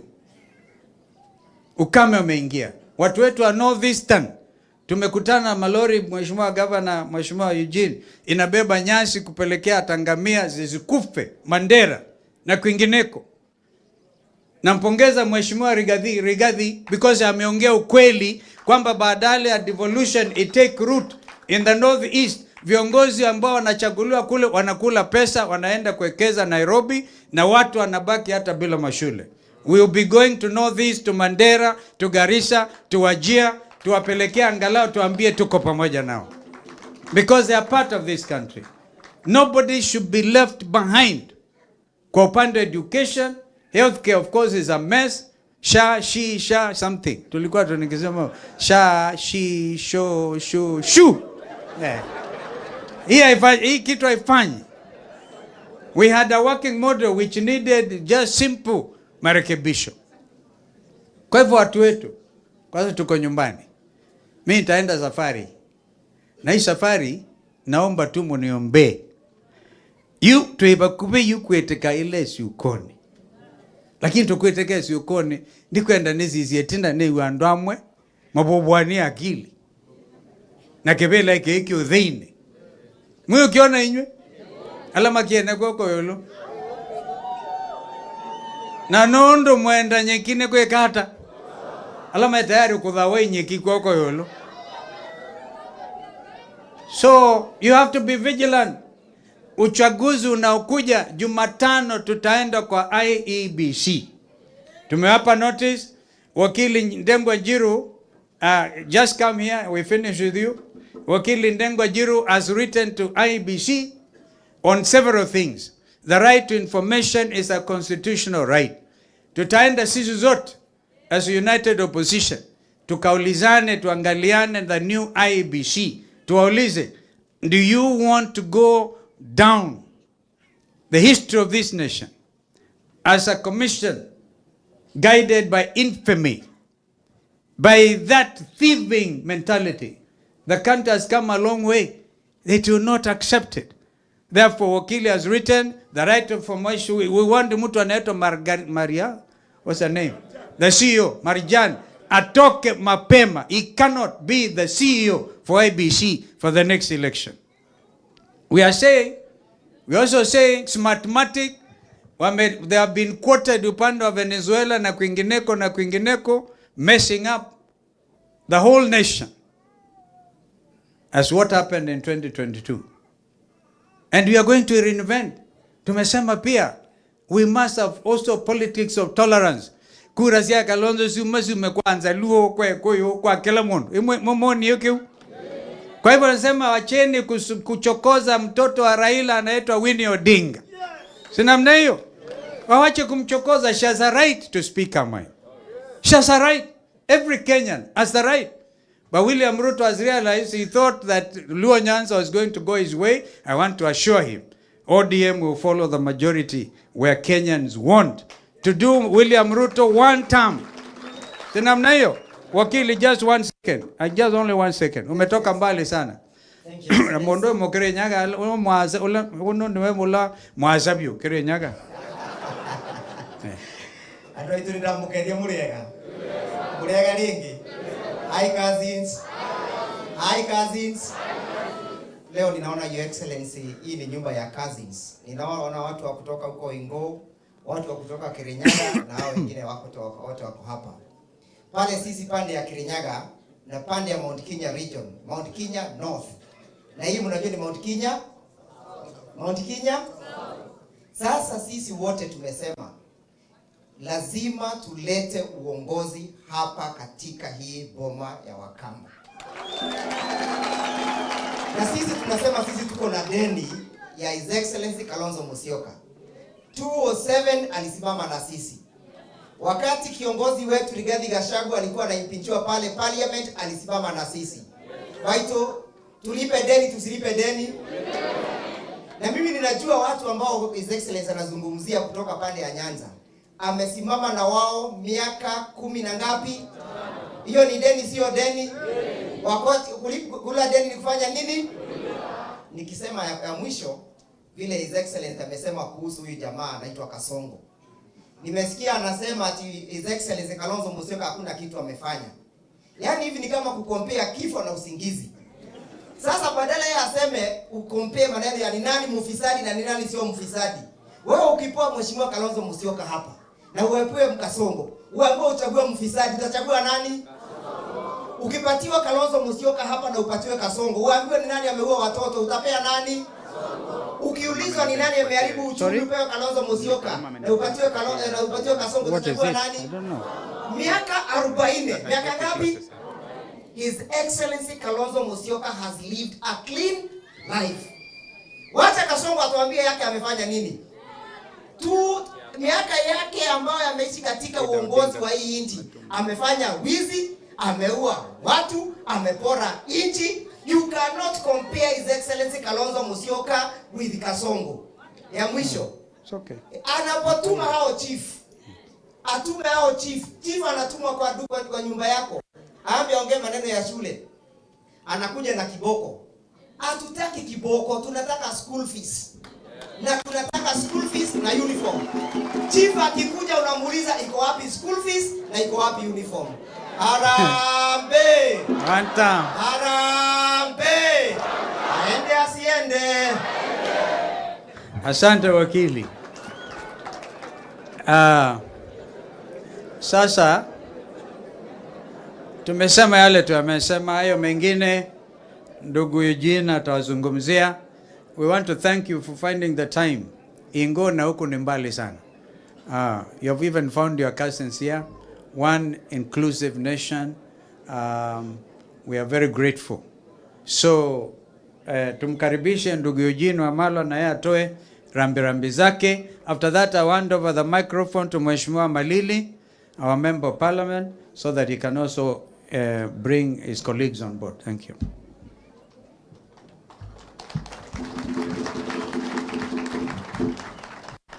Baba Askofu na the entire clergy, His Excellency Kalonzo Musyoka, His Excellency Governor Malombe na viongozi wote, muyai ni museo, mavinda onde, mlembe.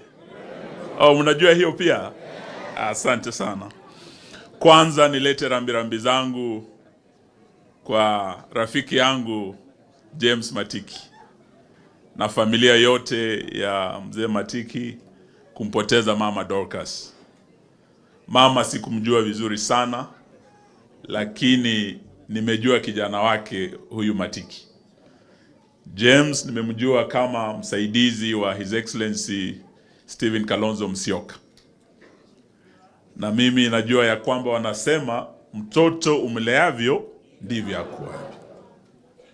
Kupata a personal assistant ambaye ni mwaminifu, ambaye ako very professional kama Matiki, it means he was well raised, alilelewa kwa makono ya mama Dorcas vizuri, na ndio sababu amekuwa mwaminifu na amekuwa performer akiwa na His Excellency, akiwa Vice President.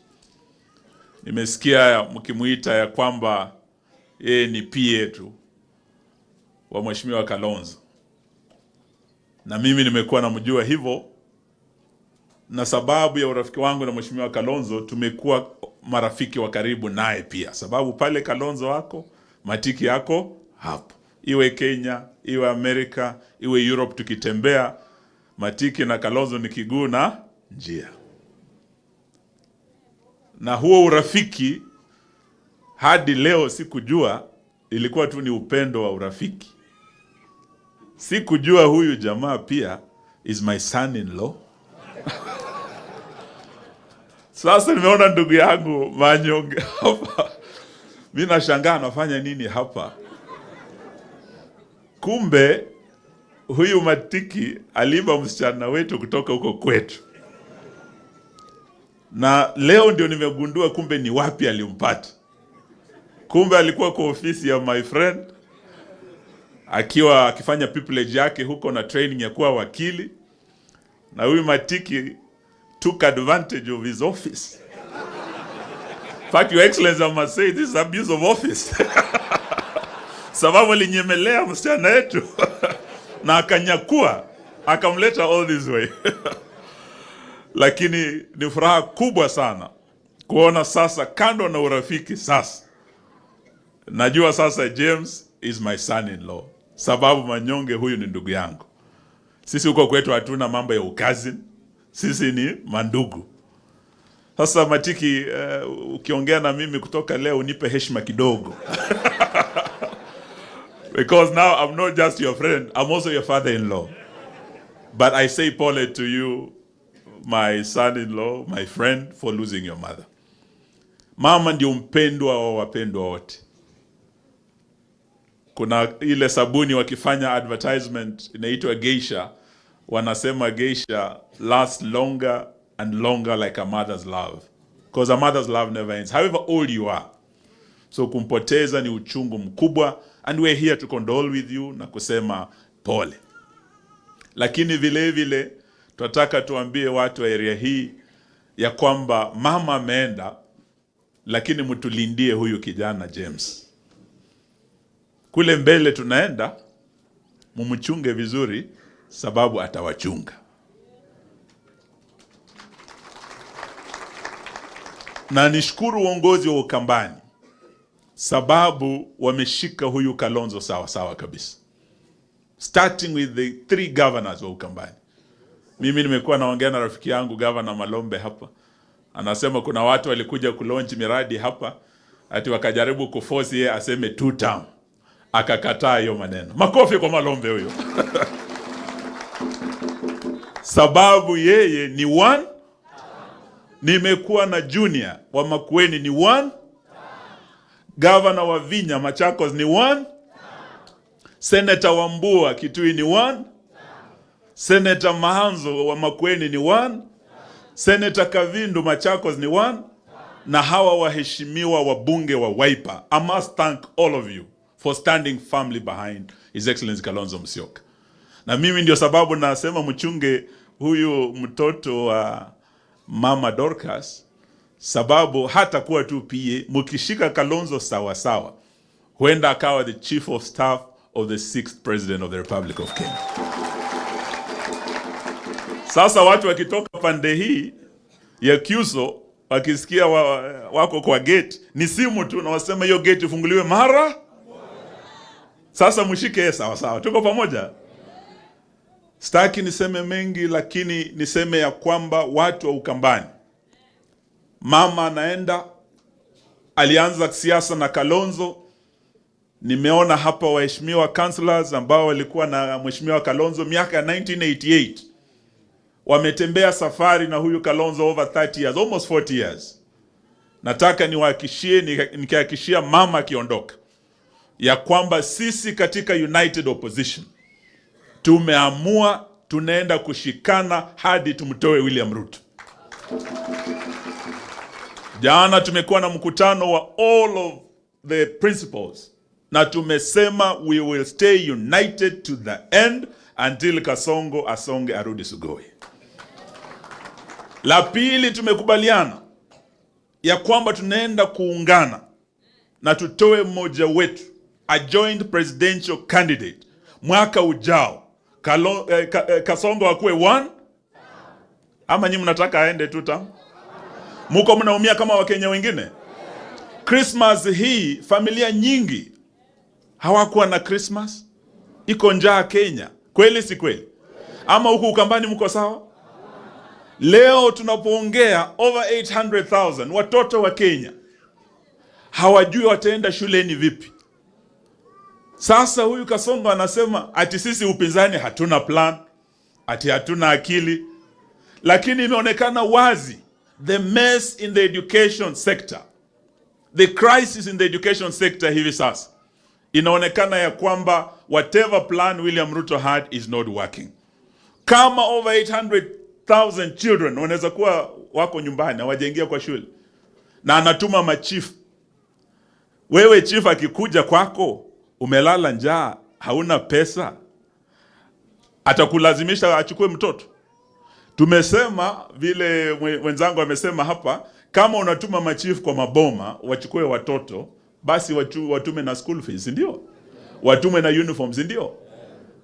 Sababu inawezekana sisi kuhakikisha there is free education kwa watoto wetu, kwa masomo ya msingi na vile vile ya secondary. So hapo ndio tuko sasa, tunasema what you are talking about as not having a plan. Ati Kalonzo 40 years, mtu wa 40 years, umesikia akiongea hivyo? Ile lugha alikuwa anasema juu ya baba, selling railophobia, yule mzee wa vitendawili, yule mzee muganga. Sasa hiyo lack of respect ameanza kuleta kwa Kalonzo. Ameanza kusema huyo mtu wa 40 years, mtu wa 40. Leo nataka niambie bwana Kasongo, yes, huyu Kalonzo could have been in politics for 40 years. but it is 40 years of integrity. Ukiangalia record yake ni 40 years of a clean record in public service. Hana ufisadi kwa mikono yake. It's 40 years of fighting for the rule of law. Hana damu ya binadamu kwa mikono yake. Na ukiangalia Mwai Kibaki, who was the president, Kalonzo huyu akiwa makamu wake. Kibaki pia akianza 1963 hadi 2003 tumchague kuwa rais, alikuwa hapo for 40 years. Ndio akaja akawa rais for 10 years. His total public service record was 50 years. So there's nothing wrong with someone being in police for 40 years, but there's everything wrong if you've been in public service and you have a record of theft, record ya kumwaga damu, record ya kupora mali ya umma, na record ya kashfa mbalimbali. So a clean record Kibaki alikuwa nayo 40 years. Ukiangalia record yake inafanana na ya nani? 40 years of a clean record in public service. So tunaenda next year. Nataka niombe Wakenya wenzangu, wakiwemo Wakenya wa huku Ukambani, ya kwamba next year for us to change this country, integrity must be on the ballot. Lazima tuwe na viongozi wasafi, wasio wao wanaojitakia. Ukipata nafasi, the first thing you do is kupeleka kila kitu kwako to enrich yourself at the expense of other Kenyans. So what you think is a weakness of Kalonzo, Biblia inasema in your weakness, therein lies your strength. Kenyans want clean leaders who will be selfless, who will serve all Kenyans equally. Na mimi naona hiyo ndio team we are assembling for next year. Mko tayari tutembee pamoja jamani? Mko tayari tutembee pamoja? Na sisi tunataka tuseme watu wote wapewe nafasi kuuza sera zao. Watu wa one term wakija Ukambani, mwakaribishe msikize sera zetu. Watu wa two term wakija Ukambani, mwasikize sera zao. Ile hatutaki is a level of intolerance. Eti Bwana Gachagua akitaka kuongea na watu wa Northern Kenya, all media practitioners in the north wanaambiwa wa withdraw that platform. Eti Gachagua asisikizwe na watu wa Northern Kenya. Huo ni ungwana kweli jamani? Sisi tuwasema let everyone be free to sell their policies, to go to every corner of Kenya, to every county, wauze sera zao. Kama sera za Gachagua hazipendezi watu wa Northern Kenya, wamsikize, wamwambie wewe uende na sera zako. Kama Gachagua anasema ukweli ya kwamba the fruits of devolution are not being felt in Northern Kenya because of corruption, let us say that time has come for us to have that conversation. Kweli si kweli? Lakini hamwezi tumika watu wa media ya kwamba ninyi ndio mnakatail that freedom of expression and the right to information. Bunge limetekwa nyara. Pale tumefika sasa, the free media is the only way. Naomba media wetu wawe in the north, in the south, in the east or the west or at the coast. Do not allow yourselves to be captured so that we enhance our democracy through free media.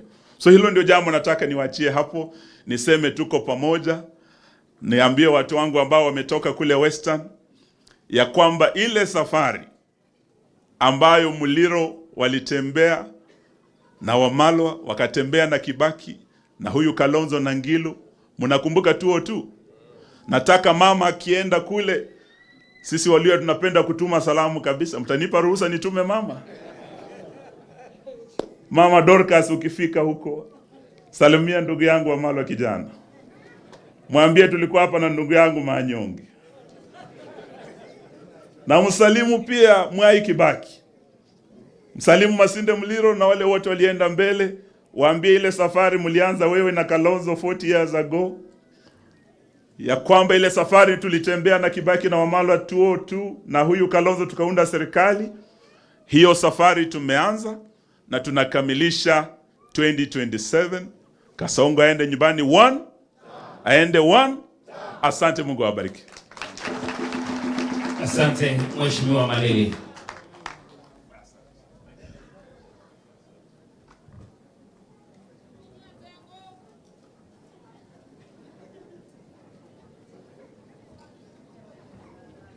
mwenye museo mami ndaonde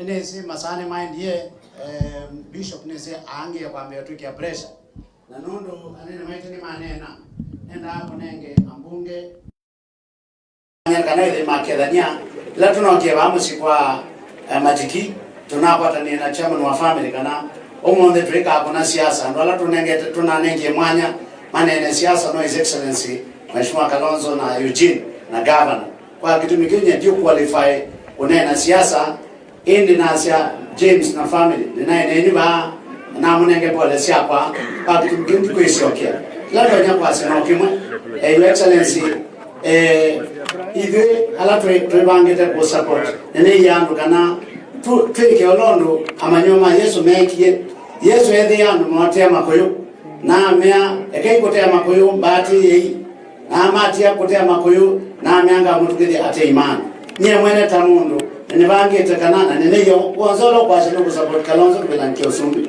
na ate mali yake twatie Kalonzo twamina kwa za kibila wala mali langozi ya nyene zingari kaba Afrika muzumbe nono ni mukunu wa biashara kunye your excellency andwama mwingino nile tanamo kuma January na ndike ndo nya mata byo monde malikone mama witu matikini wese ndo yakwa na mama maremo no kometa ba tunekala tunena na sia na hospital no naendie kumwona nyendi tonya konena ndato mbinge ilo mama no na tunaweza twekane na muno nenda kuthokia ambunge ala nyumbe tuambie na Mheshimiwa Makali nikanake then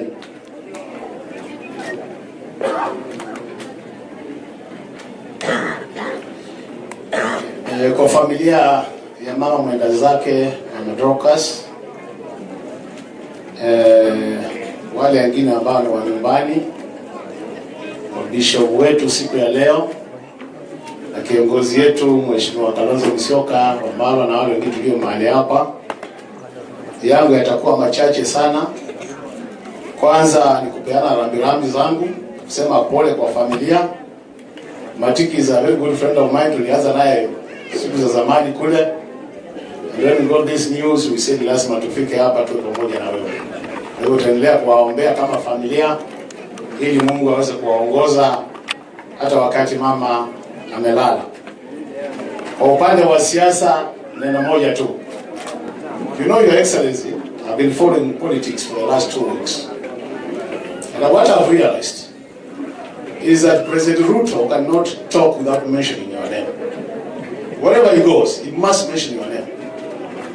And because sisi ni Wakamba, neno mukuli anu maitoi, yongiti ni kuume ya mwilo, ngito ni kuume ya kamwilo kaka nini, ngiti kuume ya ajao, kuume ya simba kananzo. Na wana ngiti kuume ya kuume ya kindu kito kuume ya, ito kwa teni te, ngiti kuume ya kito kuikata, the kuume ya futovyo. So Your Excellency, we need to encourage and tell you that take heart. Don't be discouraged. Wacha kupatie free publicity. Hiyo naipenda sana, by the way. Because you are now becoming a household name in Kenya. Every day, even when you are not on TV, your name is being mentioned. The second point. Kenyans, you must have realized that now, the talk in town is sale of 2 parastatals. Safaricom na Kenya Pipeline Corporation. That's what is now being done in this country. And why are they selling them? Because they are profitable. Wanajua wakiuza watakata nyama kidogo upande. Kwa sababu why can't they sell the zile ambazo hazifanyi, they are not making any profit. So akamba ndo mukulia mbu ile sia mabata nele tasia uteza aiba uteza aiba. Ruto should not take Kenyans for granted. As he assumes this in wajinga. We have a listing of many parastatals which are loose making. If he was a smart business person, he would be selling the loose making parastatals instead of also making profit. That should be the point. So, when we are about selling parastatals, I want to urge my colleagues who are members of parliament, because we'll be going to parliament after next week. This matter of sale of Safaricom and the sale of Kenya Pipeline Corporation, ni lazima tujadiliane objectively. Najua tutaogopa wengine they will be whipped, but you must be very firm. So mimi nitafika pale kwa wale ambao tutapatana, yeye nitawamakaliwa amolu kwa yake tuichanga kama aziane mabiye kenya mwenzako mwende mabiye na kukeja na wako extend ya wendo wanga hii. Mbarikiwe sana, asante sana watu wetu. Sana mheshimiwa Mwadhe.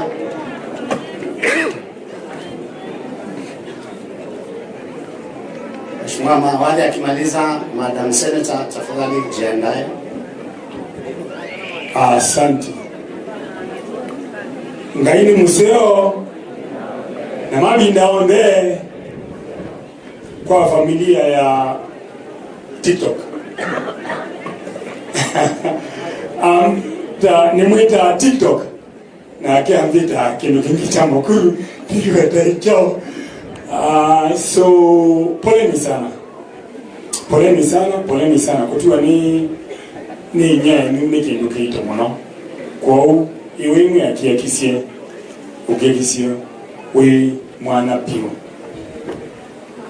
Kwa wachungaji, let me read on the protocols ambazo zimetangulia hapo mbeleni. Mimi nitasema jambo moja tu. Sasa hawa jamaa waliopotea wako na pesa ya kulipa bloggers. Wapige kelele kwenye forums, lakini wana pesa ya capitation.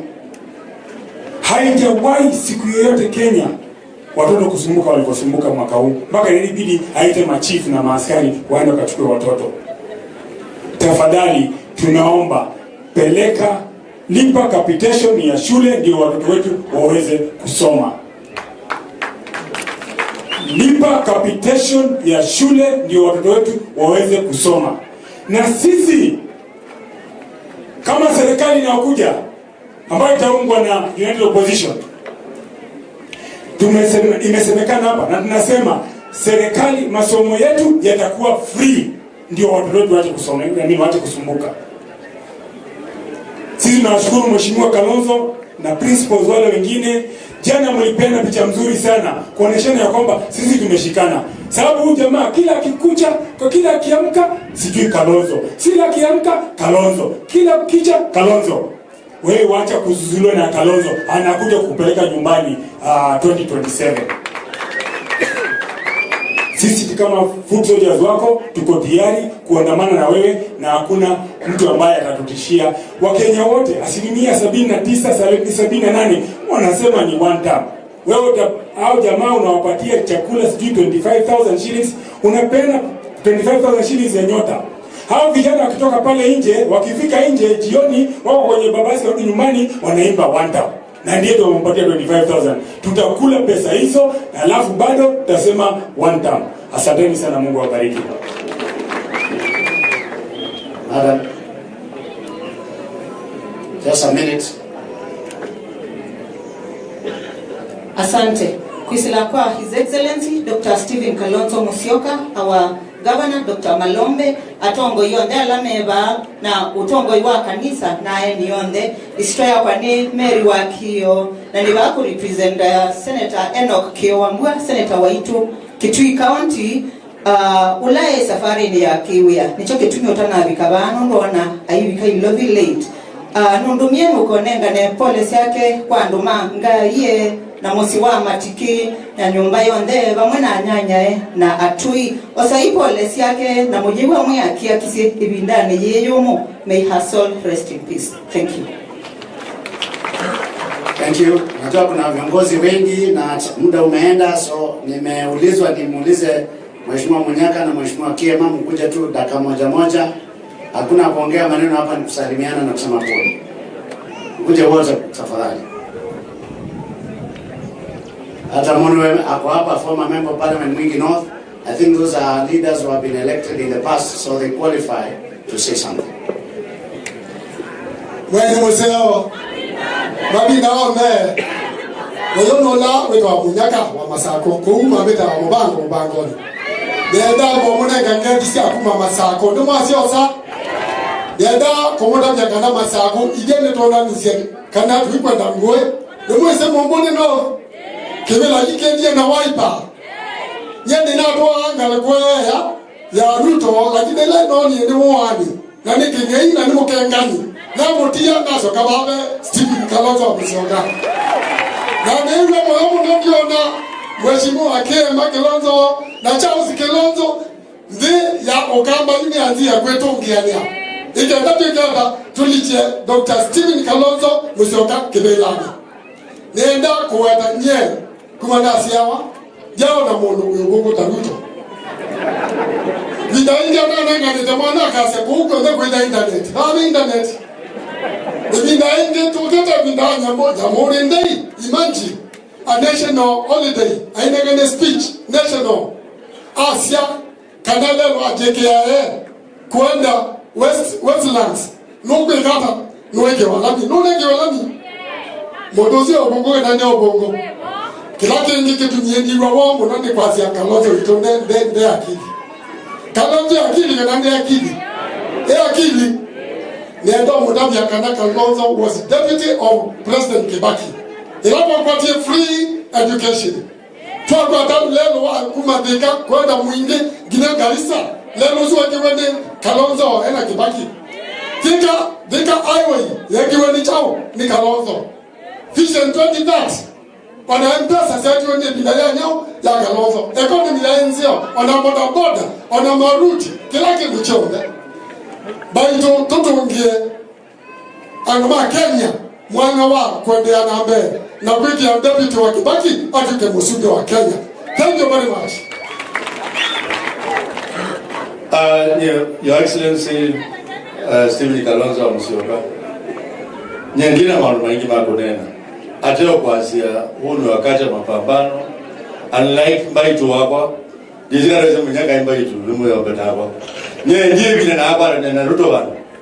Wana bae mwenye mdo yekanda.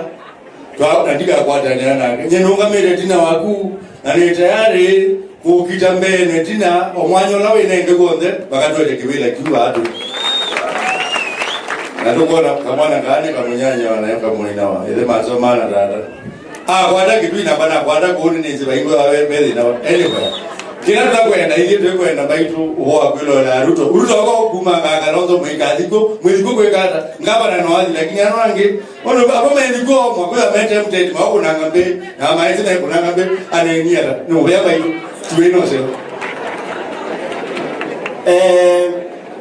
Kwa munyanya wito matiki na family yenu. Twenda kwa pole. Nauma kwa asa muno nunu nyenini siku ya nduhu uwela chaumanite wa nunu wakwa na Kevin. We are with you my brother. Tumheshimiwa Stephen Kalonzo Musyoka, our president is coming. Tuenda kwa asia Mbaitu onethea tuekiwe ata, and I said that last time. Vea tongo ya ingi alafu asa kuiwe mbele na masia ne mabetokanie na Kalonzo na no kwithego we mukamba asia mathoka mechondo nikiwe maikakwe kata tusahau yaliyopita tugange ya jao vaebi nda ingi mba mukamba kwa denge wanusumbe tai ora Musyoka mayuno kwina wadi atana inaonge wa kwa zake ndolekeu na no bikadi yonse tose kura na akaingime na kura alama ya kura ni aume nenda akamundu umenena na agwimwa atangwa moja kura yake ya Kalonzo Musyoka baya mutitwa ndoa kitu hizi ninguga nimukuga bena kelele ninye ndawa ya ndia bekanisi nayo. Asanteni, Mungu awabariki. Tukielekea kumalizia, najua kuna watu wengi wanataka kiti ya member of parliament hata hapa Mwingi North na kwingineko, wengine wanataka women rep. Kama unataka kiti ya MP na ya women reps, mama uinue mkono hivi na uketi. Haya basi, kama utasimama utaki. Wako wengi lakini leo sio siku nzuri. Your Excellency, nafikiri mimi nataka nimalizia hapo nikisema kwamba mugamba sia mundu ka kwimya mburani umanyadhano.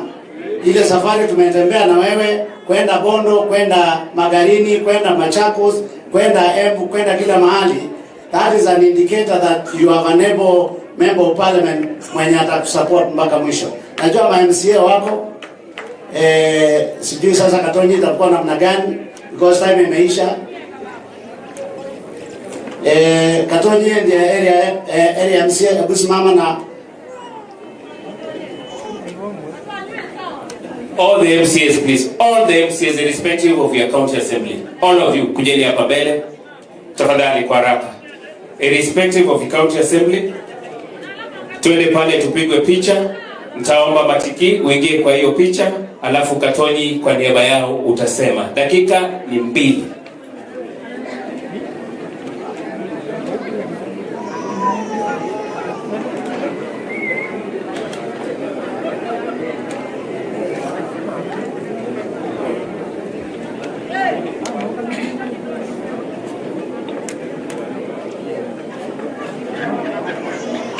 Tusiketi ndio Katonyi harakishe, dakika 2. Mweya ni museo na mabi ndaonze gediwe dano mbene metuke ni mubea isito neto wa munyoki wa mwezi kana gweto Katonyi utonya ni MCA wa Kisioki nonde binda nini bitikiliei nenenga na pole siabo si mwanya musinde wa Matiki na ndumanga hiyo onze na ndumakiso kwa jumla na ngusioka ni mutunge mubea anola onda mokie kuya na ndumakiso baitu iwe ya dhoche twetekilitu nenge mama mwanya avumwe na mugo ngaina mwalime. Asanteni sana. Tafadhali family, bishop ni family tu moja, tupigwe picha alafu tukupatie kipaza sauti. Can I have Adoni Onde, all the in-laws? Tafadhali ukai ni kana mkono visa. Tafadhali Adoni, all the in-laws apart from kutoka Kitale. Adoni Onde ukai. Adoni ukai. And do it team.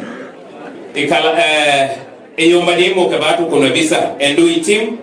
Adoni twambo ya kana ngezi tuke tuache salamu kwanza ambayo tuke visa uka tuke visa ne. Tuke visa ne.